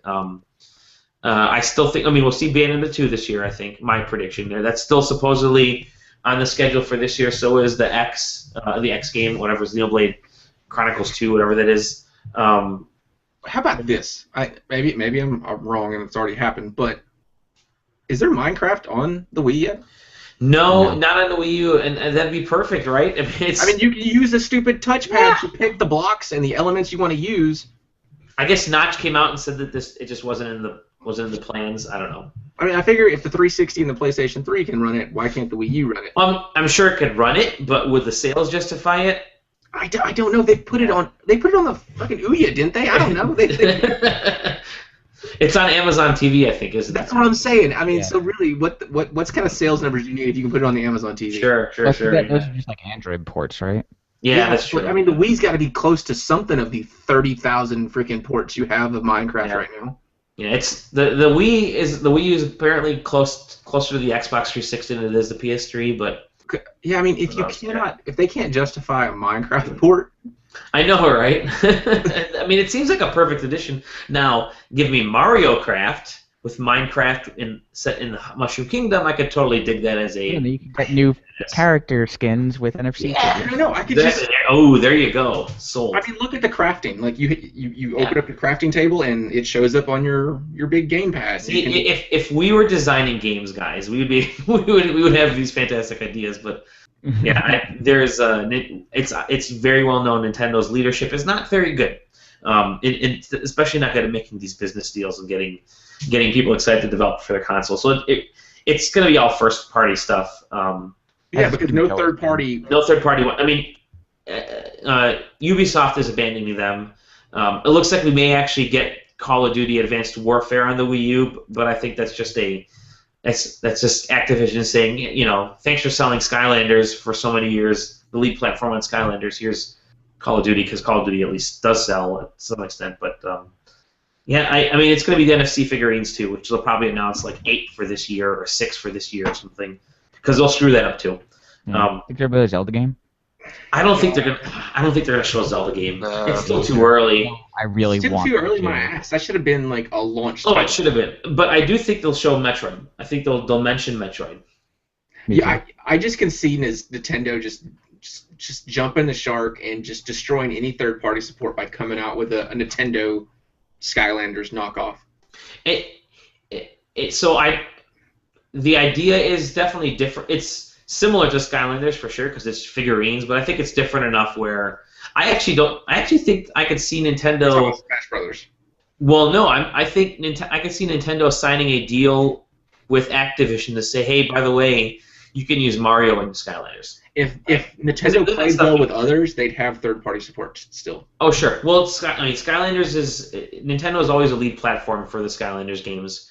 It sells the most on their consoles. But like I said, I can see these NFC figures because they're independent of the portal that Skylanders uses. These are the NFC, so you just tap it. But I could see that saying, hey, put Mario in your Skylanders. So right, well, didn't they say that Smash Brothers was going to support the NFC figures? Yeah, that was the rumor. Smash Brothers, or what one of the Nintendo folks said, it's to some extent Smash Brothers will use it. I could see those being cross-platform. Yeah. Or cross-game figures. And that's the idea, right? That you'll be able to use these. They're not necessarily I think people are making a bigger deal out of it than it actually is. I think it's just a glorified memory card, right? That just kind of saves data of. Yeah, it's a wireless memory card. It's just a wireless memory card, so I don't see it as an actual Skyland, because I love Skylanders more than Disney Infinity, right? I've been notorious for saying that because I think it's a little bit more. I think it's a better game. Skylanders purist. I'm a Skylanders purist, man. I will fight. I will cut people for it. I'll cut a bitch. No, but I think they can live independently of each other. I buy Skylanders for the cool figurines. For the actual game, I would buy these just for the Nintendo nostalgia because it's just a memory card. Just a memory card, guys. Yeah, but it has the cool figurine. If you're getting a Donkey Kong and a Mario and a Luigi and a Zelda. But that's not going to stop me from getting the Skylanders. I think there's the cool thing about but yeah, you're not the consumer. That's true. That's very true. Yeah. Our kids are the consumers, and you're only going to buy them one. You're not going to buy them figurines for all. I don't know. My daughter collects. My daughter's 4.5 years old, and it's all about Disney figures and Skyland. We never play Disney Infinity, but she has like 8 Disney Infinity characters and a bunch of Skylanders figures. So it's toys, right? It's toys first and foremost. And by the way, there's a game with it too. But whatever. So yeah, the NFC stuff. The rumor that I've heard is that they're debuting 3 unannounced games. They're going to use the NFC figures this year. So I actually think that one of those is going to be Nintendo Land, a version of Nintendo Land, because you can no longer buy Nintendo Land on the eShop. Nintendo pulled it, so I think there's going to be a version of Nintendo Land that's tied to these figurines. Yeah, I think they're going to rely on Smash Brothers and the role-playing game X and Bayonetta 2 as their kind of big 3, and then whatever the NFC stuff they're doing. And go from there. I actually think Smash Brothers is going to be a lot of fun. If it takes if they can learn anything that they're learning right now from Mario Kart and start putting some of that stuff in, like some of the video things. I'd love if they could figure out a way to stream it. But I don't think the Wii U is powerful enough to stream stuff to Twitch. I don't think it has the processing power. But no, you figure both the other consoles, previous gens, would have integrated that if they had the power, the processing power to do it. And I can see them do little videos. I can see them doing little post process. Yeah, I mean, Bungie did it, and the Mario Kart 8 does it. I think that I think you'll see a lot more of that stuff in. Well, as a resident Wii expert, what's the app situation look like over there? I mean, this is the family console. What are your options for Or in the kid's bedroom type console. What's your app situation look like? I mean, you got your Netflix, YouTube, Amazon, Hulu, all that kind of stuff. It's the very top level basic stuff. They're not Nintendo's not courting app developers, right? Okay, I was just now game wise, there are a lot of stuff in the eShop because Nintendo does a horrible job at promoting that stuff. But yeah, apps there's nothing. Like I know my daughter has a 360 with a Kinect in her room, but the main thing she uses is Amazon and Netflix and whatnot. And this has those, but I think it's fine to the way I see it is it's fine to watch Netflix on the gamepad while somebody else is watching something on TV. If that makes any sense. Yeah. Right. If you don't have an iPad in the house, I guess. Yeah, I don't know what else they would announce. They said there's another 3DS game coming. Oh, sorry. Go ahead. I'm sorry. No, I was gonna say. I mean, a crazy idea. Is it that far-fetched to think that there could be some kind of new hardware? I'm not talking strictly peripheral, but. So that was a rumor, because I guess Nintendo is no longer selling. They're no longer manufacturing the deluxe 32 gig set in Japan. That's done. They announced it this morning that it's no longer being manufactured. I think Kotaku had that listed on there. So, what I think that means is that they've maybe they have a cheaper chipset, like kind of like what the what was it, the Jasper chipset for the Xbox 360. I think Nintendo is. What's that? Can you still buy a non-32 gig in the U.S.? Not anymore, no. But I think what they're going to do is they're going to introduce a cheaper chipset, manufacturing-wise, and then a bigger hard drive. Right? It'll probably go to like 128 or something, or 250 or something. Mine's already full. And I've only downloaded like 3 games.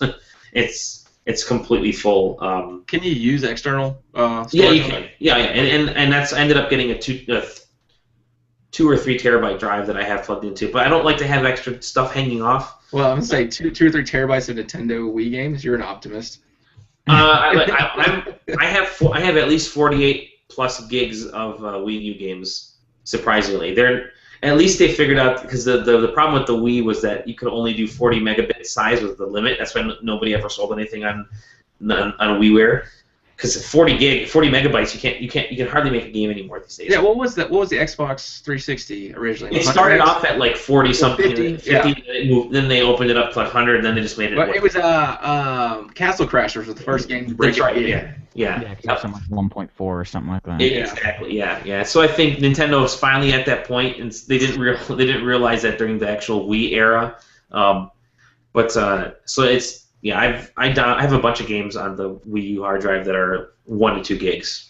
But again, a lot of the stuff is also press, the review copies and so forth. So, new hard drive. Really. Oh, I'm sorry. No, it's okay. I was just gonna say, I mean, this should be an exciting year for Nintendo. Yeah. Every year should be. Something's gonna reinvigorate some of the life. Into that console, because I mean, how many years old now? Almost 2 years old. It feels like it's reaching the life cycle already, and so maybe almost 3 years since it was announced. Well, maybe the thing they need is what Microsoft tried to do, and I think they just couldn't get the licensing rights squared away, like a game room. Like they have all this old IP. Yeah. Make a game room. If they put all that Sight Bike and all that stuff out there, I would buy one just to play all that stuff. It's totally agree. Nintendo. Give me the Netflix or at least a game room version of, make the virtual console an actual viable thing instead of releasing games you have to keep rebuying over and over again. Just make it a subscription service where you're paying like $5 or $10 a month and you get every game available. Hey, charge me $50 a year and let me just. Yeah, exactly. I'd be fine with that. I'm already doing it with 2 guys. One more is not. Right? Exactly. We're used to it by now. Oh, I'm knocking stuff over in my room. Sorry, hot glue gun melt just fell over. But if there's any year that Nintendo could capitalize on hardware sales, it would be this year, right? Yeah. It's looking, there are less and less games, more and more games are being delayed out of 2014. So if there's any year, this could be. I think most of us believe that this could be the last year for the Wii U as it stands. Before they start really punching in their next hardware. But yeah, if there's any year whatsoever that it would be for Nintendo to really make a software push, it would have to be this year. So they've got to release those games. You got Bayonetta 2 for the kind of the core audience. You have X for the JRPG folks, and you have Smash Brothers for everybody. And then you got Mario Kart sales coming in, and then whatever the NFC stuff does. I mean, I think that's what the situation looks like for Nintendo this year. Yeah, I mean, it's staggering that at one point they were $200 cheaper than or $100 cheaper, depending on which next gen console, and they still can't give them away. Right. And it's lack of games. I mean, the Wii U actually had, in my opinion, the Wii U had when you look back, had a pretty solid lineup of launch games, especially now compared to what we saw has been released for the PS4 and Xbox One since their launches, which is just a bunch of remakes of, Tomb Raider and Last of Us and collections and stuff. And the sad thing is, Nintendo is wearing thin the nostalgia, because our generation is the last one to have any nostalgia for a console from Nintendo. I mean, the kids nowadays have it for the DS because it's the only good portable device there is, but it's not for Zelda or Mario. Sure. It's for Pokemon. So, I mean, we'll see what happens. What I want them to see now, if I want to see anything, just more of these social games, right? You want the big buzz game. I don't even care about the gamepad anymore. Whatever. It's just a game. It's a device with a screen on it. Have you hit an imaginary golf ball off it yet? Because that's really. I have actually. I did play the. It didn't do anything for me. My father loved it. He thought it was. He's like, oh my god, it's like I'm playing actual golf. I love that this device aimed at kids, and they're like, so what you should do is take this super. Put it on the floor. Put it on the floor, and then swing an imaginary golf club at it. And that thing's expensive too. It's like I guess to purchase a separate gamepad in Japan is like $170. Yeah, it's like half the price of the console. It's half the price of the console. Yeah. So we'll see. They'd make an instant killing on sales. Profit-wise, if they just sold the console without the gamepad. But I was gonna say, what do you think would be their reaction if they bundled it with a Pro controller instead of? I would love it. I think that's what they should have done. And get it down to $199. Yeah, for sure. I think they would sell a ton of them if they did that. Because then Mario Kart is an instant purchase. My wife doesn't play Mario Kart with the gamepad. She plays with the Pro controller because she thinks the gamepad for her is just too big. Does Mario Kart work with the Wii controllers? Yeah, it works with basically works with every controller Nintendo's ever created, is what it seems like. Because it works with the Wii, the Wii remotes. So you can do motion with the Wii remotes. You can use the Wii and Nunchuck. You can use the Wii and Classic controller. Then you can use the Pro controller for the Wii U, the gamepad, and like 2 or 3 other ones. Like you get your hands on the Smash Brothers adapter, then you can use. Yeah, I'll get the Smash Brothers adapter, which I'm actually kind of excited about. But whatever, because I have a Wavebird sitting around here, and the Wavebird. You just know people are trying to jack those. Totally. But I just want to see more social, more of these kind of, what Wii Sports did. I mean, Mario Kart 8 is a start of it. Smash Brothers might be there as. Maybe not. Actually, I think Smash Brothers is a huge game, but it won't sell to the same. Mario Kart is the biggest game series out there, right? I don't think. I mean, this. Like you were saying that you think it'd sell gangbusters if it had $199 price tag. Well, maybe not gangbusters. I mean, I'd buy one right now for $199. But I mean, see, like people like you and me would buy one, and I have one, but I'm saying that. I still think there's that confusion surrounding the whole scheme, because, which is sad. I feel like this truly is Nintendo's year to kind of. At first, I think it was the first problem was, honestly, I think Nintendo Directs. I think we need to get rid of those. Yeah. I think because where do you expect to make a stamp on the E3 ground? Sure. If you're doing Nintendo Directs, I mean, it doesn't seem like they. You can't build the hype. But you're talking about a company that re-released the same Mario Kart game year after year. They don't care. I mean, they're so far. They've got what Microsoft has right now, and they're still not changing their ways. When Microsoft hits next gen, they're like, well, we can't do anything wrong because even when our consoles were like blowing up in people's houses, people were still buying them because they liked what we were doing. So honestly, we must know what we're doing right. Right. Microsoft fucking ran headfirst into that with this console and said, we better do 180, fix things. Nintendo's their consoles are not They haven't fixed anything. They haven't fixed anything. No, that's the thing, is that's their stubbornness is what's killing them. I mean, trying to think that they're going to do anything until there's so much pressure on their stock, they're not going to change anything. And their 3DS is propping them up enough that they're still remaining profitable. So they're not going to change what they're doing with their consoles, because as far as they're concerned, they're the kings of this. They've been doing it for years. They relaunched the console generation years ago. What I think, sorry to cut you off, Andrew. What I think Nintendo needs to do, not even talking about games right now, is their IP. The reason that we were so big, that we right now are still nostalgic about those old gaming days, is because Nintendo's marketing folks did it right back then. You had a freaking Nintendo cereal, you had a Super Mario Brothers Super Show, you had a horrible movie, but it still had the Mario Brothers name attached to it. You had the Wizard. Nintendo was everywhere, and right now they're nowhere. Why hasn't there been a Mario cartoon in 20 plus years? That should be a given right now. Mario should be on television, or should be there should be a Zelda cartoon. There should be a Zelda movie. A Zelda movie, a Mario cartoon. All of this stuff should be here because this stuff is what keeps people going, and it's still very valid today. My daughter loves watching the Super Mario Brothers cartoons, like the Mario Brothers 3 one, or Super Mario World cartoon. She watches it nonstop, and I keep thinking, God, if Nintendo was smart, and that's where she knows Mario from. She doesn't know Mario from the game. She knows him from the cartoons. And I think if Nintendo were really truly smart, they would capitalize on that IP and say, we're gonna do more. We're gonna do shows again. We're gonna get our characters out there, and I also think Nintendo needs to open up their Nintendo World Store in a few different cities rather than just absolutely. I think that's the thing that pisses me off. We have so much nostalgia and love for Nintendo. They don't. They have so many great games there, and they're so worried about doing the next greatest thing with motion or whatever. Fucking make what you do. Connect with people. Give me a Zelda game. Why do I keep having rehashes and rehashes and rehashes of Zelda and Mario Kart and Super Mario Brothers? Give me your new stuff. They're not relying on what made the games great. They're relying on selling technology.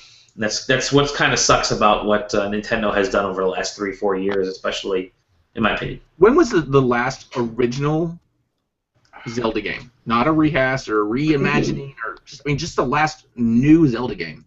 Link Between Worlds. Link Between Worlds, which is fantastic. But Twilight Princess was really good. And Skyward Sword was actually... Okay, fine. Twilight Princess. That was the launch of the Wii? Skyward Sword was good, but it was just far too long. It just wasn't a great design game. Filler. What's that? Filler. What was that? I said there's too much filler in there. There is, exactly. Too much filler, yeah. But I don't know. At the same time, though, whenever we complain about... Which I think there need to be these complaints of unoriginality and the fear to let go. At the same time, whenever those games come out, say Mario Kart 8 for the most recent example, everybody loves it still. Oh yeah, we all still dig it. I've been playing it. It's pretty. I love it. It's a blast. Yeah, well, and Mario Kart's the one that gets the pass. Like I said, they re-release it every couple of years on the 3DS, and everybody's like, "Oh, it's new." I'm like, "No, it's just the same game with a little bit different graphics." I don't think Zelda and Super Mario Brothers get the same pass that Mario Kart does. Is that fair? I don't think so. You know what? I would say what's funny is I would say Super Mario Brothers has been the one that unfortunately they've had a Super Mario Brothers game every year for the last 8 years. I think 4 of them have been 2D games. And then you had 2 Galaxy games, and you had 3D Land and 3D World. Now, granted, I think Galaxy, 3D Land, 3D World are fantastic games. I think they're original. The Galaxy games are open world. The 3D Land games, those stretch what Mario is. And then they throw in far too many of the biggest mistake they made last year was to put Super Mario Brothers 2, and then 2 months later have Mario U come out with both 2D games, and we're sick of 2D Mario already.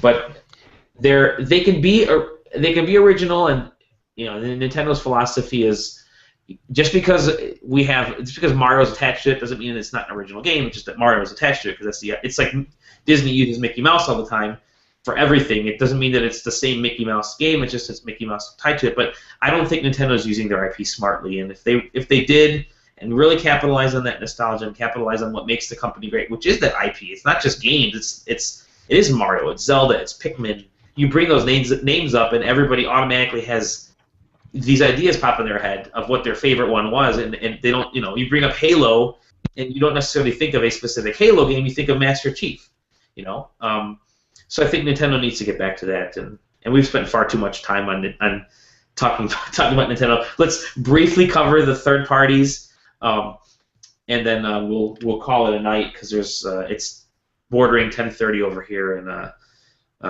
my cup runneth empty on my I got a drop left of Tennessee honey whiskey. So it's so good. It's so good when it touches your lips. There's two E3.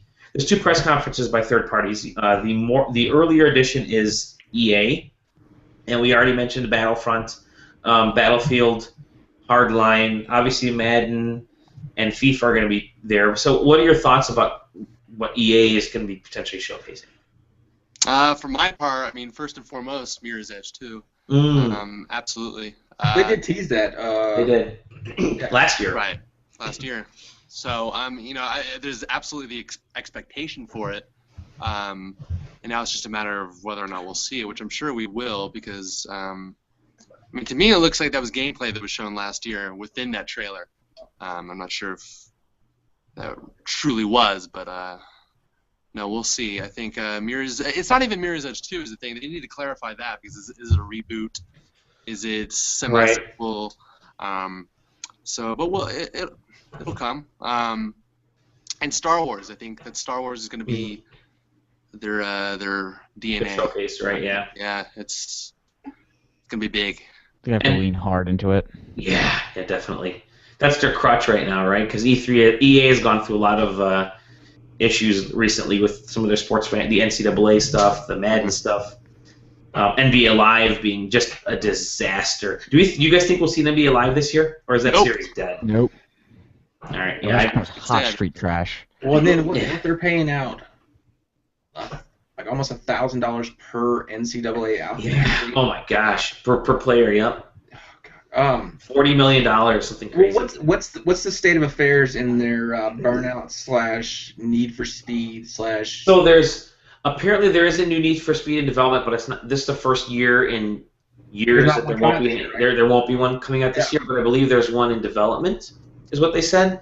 So maybe we'll hear something about that, because there are no other EA racing games that are being worked on, right? Are you guys a little worn on that, by the way? Because for me, whenever that Need for Speed comes on mid-show, it's kind of where I'm tuning out. I only like the Most Wanted style Need for Speeds. I didn't like Pro Streets. Not my cup of tea. I want to get out open world, and if I just want to just race around at 150 miles an hour and not do anything else, then I just want to do that. I like Rivals. Hot Pursuit game. Yeah. Rivals was pretty. I mean, it was real pretty. I think we'll see something Need for Speed this year. That's a good point. Yeah, I think we'll see maybe like a teaser trailer or something for the next Need for Speed, but that's not coming out till 2015 at the earliest. I'd like to see a new Blitz game personally. Ooh. I mean, that's my thing. I mean, the last one seemed to do well. Like, everybody I knew was playing it. They even got some non-sports guys to play it. Mm-hmm. So yeah, I mean, I'd love to see that. I think that's one of EA's better sports products is their 3-on-3s, their 5-on-5s. Because they took a couple stabs at like the How about NBA Jam? Let's get a new NBA Jam all up in this. How about some Space Jam? How about some? NBA Space Jam would be fantastic. It's a licensing nightmare. No, actually, I would dig NBA Jam could be EA's EA's Mario Kart, right? Or EA's Smash Brothers. Just start throwing in, because everybody's played NBA Jam to death, but what if you actually start throwing in teams that are from cartoons, from TV? That could be kind of cool, actually. I could dig that. Yeah, absolutely. Yeah. Anything else from EA you guys thinking? I think it'll open. The press conference will open with Battlefield Hardline. Okay. Making some heavy bass on those speakers. Yeah, just Battlefield. Hardline. I don't know. I think it's going to be pretty expected. So Dragon Age will be there. We know that, which I'm pretty hyped. I completely forgot about Dragon Age. Yeah, me too. That's Although EA said they had like what 6 unannounced games, and one of them ended up being Battlefield Hardline. What's that? And all of them are going to be Star Wars games. Well, yeah, there may be 2 Star Wars games, another Plants vs. Zombies game, because PopCap has got to be working on something. And then I think we'll probably see, if we don't see Mass Effect at Microsoft, I think we'll see it here. But I mean, you don't want to mix Mass Effect and Star Wars because of the confusion aspect. But yeah, but if they have the choice, Mass Effect's going to show up on the big stage. Yeah, exactly. That's true. Yep. So, anything else from EA? Let's move on to Ubisoft. No, Ubisoft. So the big question with the recent release of Watch Dogs is, will we get a new Rayman game? Because I really hope so. The Rayman games are fantastic. Those 2 games are wonderful. They use the same tech with Child of Light. I think we're going to see the next art game here, I hope. Hopefully. We're going to see Comet, right? Assassin's Creed Comet and Assassin's Creed Unity. I think that's a smart way to do it. At least make them 2 kind of different-ish games. And it may be similar to what they did with Assassin's Creed 3 with that Vita version, right? Oh, Liberation? Oh, no. Yeah, Liberation, or whatever it was. Yeah, maybe that's what they're going to do with the. So it won't be as deep of a game, but it'll tie into the Unity at some point somehow. So you'll be bringing in your save file or your stats into there. What else from Ubisoft? Anything you guys think? I want a new driver game. What was that? Sorry, what was it, Tom? I'm looking forward to seeing, we hopefully see, real Far Cry 4 stuff, seeing as that's coming out this year. Yeah, Far Cry 4. For Far Cry 4. The Division, The Crew. Actually, the game, isn't it? Is The Crew? The Crew is still coming this year, yeah. The Crew is still coming this year. Driver 3 or 4. Driver 3 could be interesting. I wouldn't mind. Yeah, I mean, as absurd as the story was, the gameplay was really well done. The multiplayer I had a blast with. You think they're maybe? I don't know if they show Driver if they have The Crew still yet to come out though, right? Unless they show Driver during one of the big conferences, which could happen. I mean, it could. I mean, like I said, that was a really sleeper hit in my books that year. I mean, aside from the Uplay shit just blowing up in their face. Driver San Fran. Do you guys think we'll see any Watch Dogs information on DLC or something? I just can't see anybody talking about current gen or released games when they've already talked about there's going to be DLC. I mean, that's kind of like spending time talking about Titanfall. Sure. DLC. Right. I mean, I think there are different avenues to kind of that. But really, I think Ubisoft's hook ever since E3 2012, it's that Watch Dogs thing. That surprise, that excitement, the conversation that got going because of that. That's their new drug, I think. And so, and we saw that a little bit continued with The Crew, new IP. So maybe, I mean, even with The Crew not even released yet. And The Division. Crew and Division, right? And The Division. I'm sorry, yeah. I think there could be maybe new IP announced just like that. Without a date. Right. This is a new game with a date to be determined. All right. Yeah, I'm counting on The Division to be the next game that looks nothing like the trailer. So. Yeah, there we go. I think that's going to become the new kill zoning is the right. Let's see. Activision, we already know it's Destiny. Skylanders and Call of Duty are the big games. Although they did announce there's going to be another game that they're not talking about that they're going to showcase. So I don't know what that is. I know Transformers comes out at the end of this month, which I'm actually excited about because I liked the Fall of Cybertron game. But I don't know what else they could announce. A new Spyro, a full-on Spyro game, or Crash Bandicoot. Maybe Rayman. Well, Rayman is owned by Ubisoft. So. Oh, I'm sorry. I thought we were on something else. No, we're on Activision. Sorry. Let's see. Warner Brothers. So what? I mean, what are the big third-party things you guys think will be? Dying Light. Maybe we'll Dying Light. Again. Yeah. Dying Light is, and that one's been delayed too. That was supposed to be released earlier this year, and they pushed it back to next year sometime. I think we're going to see Mega Man actually, I think we'll see Mega Man. I think it's been a few years since we've seen a full-on Mega Man game. So I definitely think that we're due for something from the Mega Man world, Mega Man 11 or whatever it is. And then I think Resident Evil. I know people don't want to say it, but I think there's a new Resident, or they don't believe it, but I think there's a new Resident Evil game. Whether it's Resident Evil 7 or it's another one in between, like Revelations. By the way, Revelations was fantastic. Another game to go check out. A lot of fun. I think we'll see a new Resident Evil game. Or something Resident Evil-ish. Whether it's Code Veronica 3 or I don't know, whatever. But yeah, I don't know. It's such overall. I think it's such a hard year to kind of predict. Yeah. We live in a post-console launch world. Right. So, and we saw the same thing with. I mean, either way, it's going to be exciting, right? Mm-hmm. I mean, because if it's a repeat of last generation, this is around the time that we saw Assassin's Creed get announced, Fallout 3, all these crazy good classics. Really, this is classics time. So BioShock and Dead Space, all that stuff, right?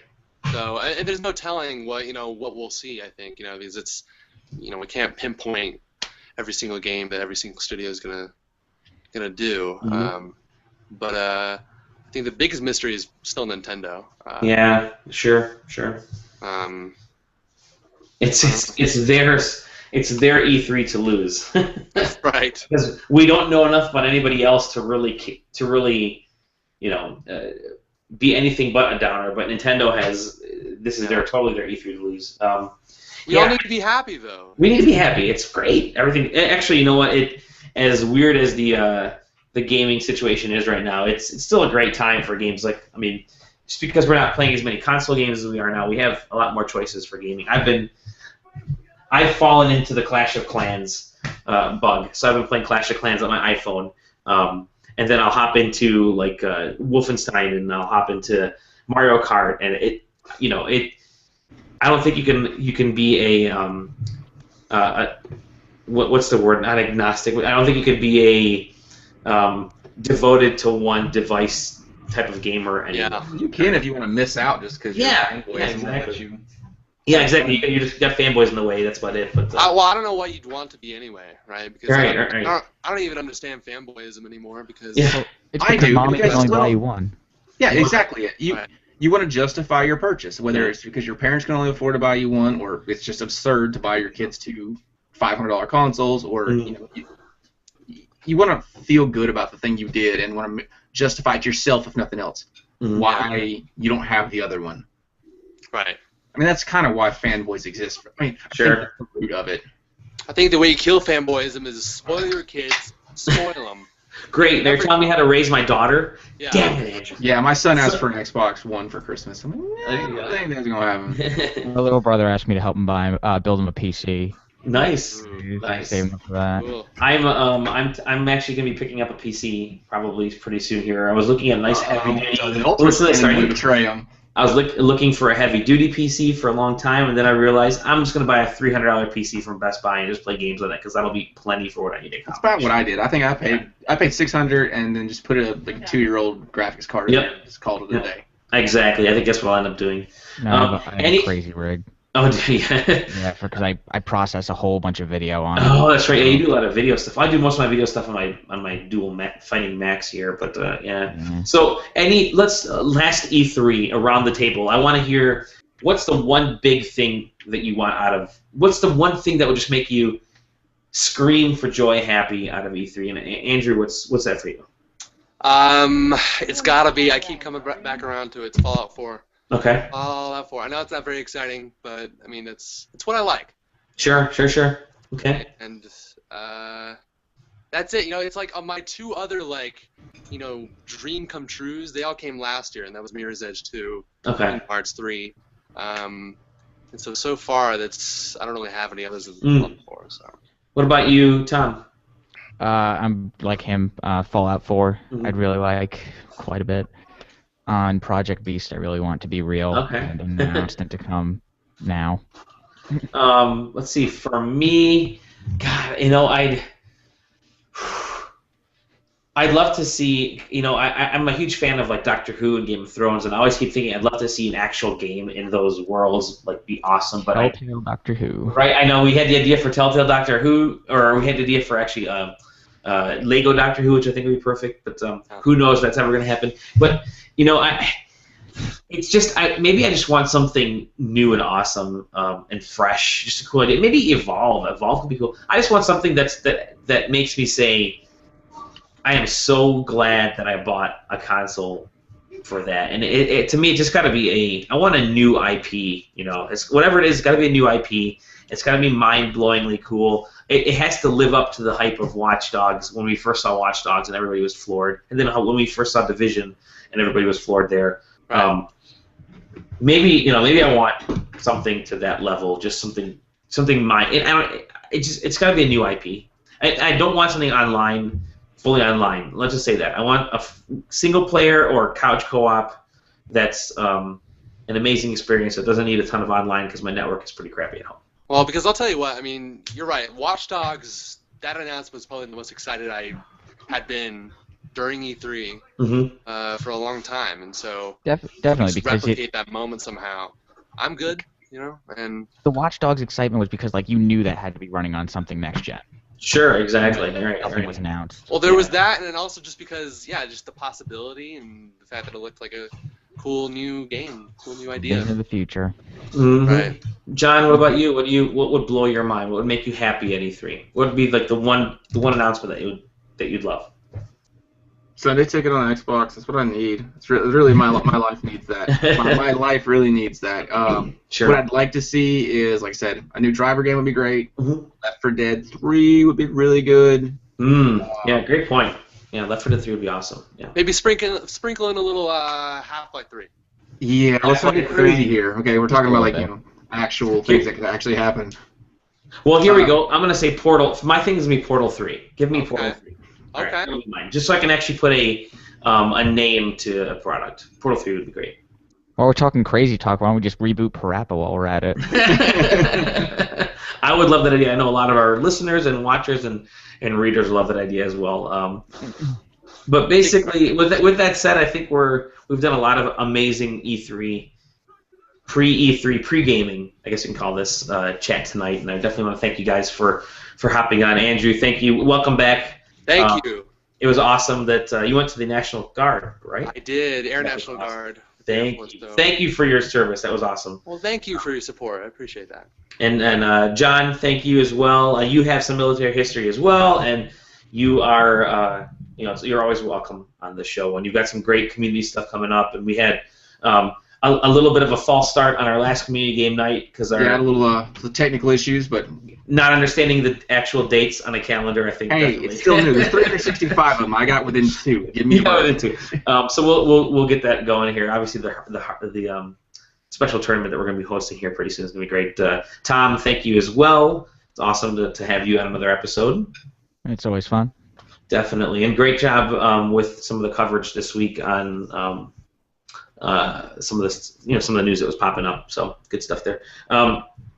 Thanks to myself, thank you. I'll pat myself on the back for just recording this podcast and not falling asleep. So I think that's always a positive. We're gonna have a lot of great stuff happening next week during E3. A lot of the folks at home base are going to be helping us cover the news, and we're going to do a lot of the hands-on stuff. Ben and I and John Eustace will be out there, and we might get some help from folks like Alex Rubens and a few other folks that are going to be helping us out. Shout-outs to Dan Hevia and to Jake Baldino and to Marcus Beer, to Andrea Renee, a lot of the Garnett Lee, a lot of the folks will be potentially hopping aboard for podcasts and such here and there. But that's essentially it. Thank you, everybody. We're going to see you guys. Can I go up a second? Sure. Yeah, definitely. All right. So look for our social media accounts to sign up for the SideQuest and Hearthstone tournament. The first 60 players or so, 2 spots already taken by me and Dally, as I said before. If you're listening or watching right now, go to bit.ly/SQ Hearthstone to sign up.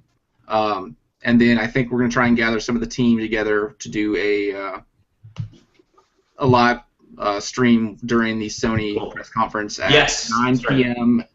Eastern Time on Monday. June 9th. Yeah. So look for that. We'll try and get some of the crew together, and if nothing else, just make fun of it VGA style. Yeah, you guys did great. The VGA events are awesome. So I'm more looking forward to watching that hangout with all you guys, listening to it rather than the actual show. I think our hangout and our live streams have become kind of legendary, so that's always good. Was it last year for the VGAs we had like thousands of people on at one time watching? So there's some crazy number like that. I have no idea how it happened, but yeah, thanks for those folks. So look for that stuff, and then follow us on twitter.com/sidequesting and facebook.com/sidequesting, and watch for some more community stuff coming up. And what are your individual Twitter account names? Andrew, what's yours? Mine's Shadowbender13. John? At John Perry, all across the board. Tom? I'm at that Tom Johnson. And I am at Dolly Domofsky, and I'll post these in the show notes when the podcast goes up. Thank you, everyone. It's been awesome. We'll see you guys at E3. We'll probably do at least one, if not more than one, podcast out there. Again, keep an eye on our social media. John's kicking butt with that. For a lot of the cool community stuff we're going to be going on, watch the live stream special. Yeah. And I'm going to go see a guy named BJ Blazkowicz as he takes down some Nazis right now. So take care, everybody. Yeah, I know. I got to finish it. I'm so close. Take care, everybody. We'll see you guys on the next side quest. Peace. Thank you. Bye. Thank you. Brilliant. Thank you, guys. Awesome. 2 hours. Love it. Love it. Love it. Love it. Good stuff. Really good show. Lengthy. Yeah, it was, but there's a lot to cover. There's so much to cover. The E3 shows. I think, was it, John, the last couple of years we did like different shows for each, like one for Nintendo, and that just takes a lot of planning and time, and like we did it in 2 hours today. Those were 2 hours each. Well, and they were like 6 hours. It was only 2 hours, and there was only 3 of us. Yeah, exactly. I'm actually. It would, though it would have been great to have a few more folks on. I'm sure we'll have those. It would have taken forever if they were. So. Yeah, the arguments start, and then. Yep. The fun drunken arguments. So many good times. But all right, I'm gonna let you guys go. And then Tom, I'll ping you as soon as I get Wolfenstein finished, and I was thinking we could do like a like a tag team review where we're just kind of shooting notes back and forth. Eric and Steven did one a while back, which I thought was really good. I forget for what game, but they did a great kind of tag. Yeah. So we'll. Dally, did you say somebody on staff had also done Orcs Must Die? Dylan had signed up there but we ended up sticking with your. Okay, I was gonna see if he got a beta code or not. Oh, I don't know. I have no idea. I think it was Dylan Martin. And Dylan Saban will be joining us back up again now, starting on Thursday, because he's done with school and other stuff. So we're gonna have 2 Dylans on the team, 2 Johns on the team, 1 Dolly, 1 Eric, 1 Ben, 1 Robin. Robin's awesome as the only female on the staff. I'd love to have more females on the staff, just because the perspectives are fantastic. They tend to be much better writers than us, dudes. That's always positive. So we got a good group of folks on there. On the site, so I'm pretty stoked. Oh, just so you guys know, I'm gonna, as soon as E3 is done with, I was gonna try to get it to be done before then, but life caught up and all that stuff. But I'm looking through a few different site layouts so we can get the actual. Oh yeah, site. I remember talking to you about that. Yeah, we were talking about that. So I'll send an email out. Maybe right before E3, I'll send an email out to you guys to take a look at some different ones I was looking at, and then throw your opinions in there. Only because the layout we have right now, though it functions, it crashes so much. It causes so much strain. Yeah, it causes so much strain on the server. And I spoke to the hosting company. We have an almost dedicated server. I spoke to the hosting company, and they basically said that every site that uses Continuum that they've hosted, and this is a bigger host, it's like a dedicated host. Every site they've hosted, the biggest issue has always been with Continuum, just because the way it draws. Or one of the biggest ones has been because of the way it draws data from databases and how many times it has to ping the server and all that kind of stuff. So that's what causes our site to crash at like some of the weirdest and worst times, like when we get a big spike in traffic, which should hold up fine, but doesn't always hold up. So maybe move some of us back up to contributing status. Yeah, right. No, I think we'll if we can get the design layout done. And updated. That'll help big time because that'll help lessen the server issues. So that's always positive. We may need to. The only problem with that is we may need to redo our reviews, only because those are they're specific to Continuum, the way Continuum does it. So we'll just have to copy and repaste them and put the dates in, and then we'll use whatever plugin we can for the star system or the rating system. So no big deal. We'll get it figured out. That's it, folks. What time did you say your live stream it was for the Sony thing? The Sony stream that starts at 9 right? Eastern on Monday, so we'll probably get together about 30 minutes beforehand. You got my email address. It's just John at SideQuest. It's in that big, It's in that big group. Yeah, and post if you guys want to post the live stream. Well, let me start the broadcast here.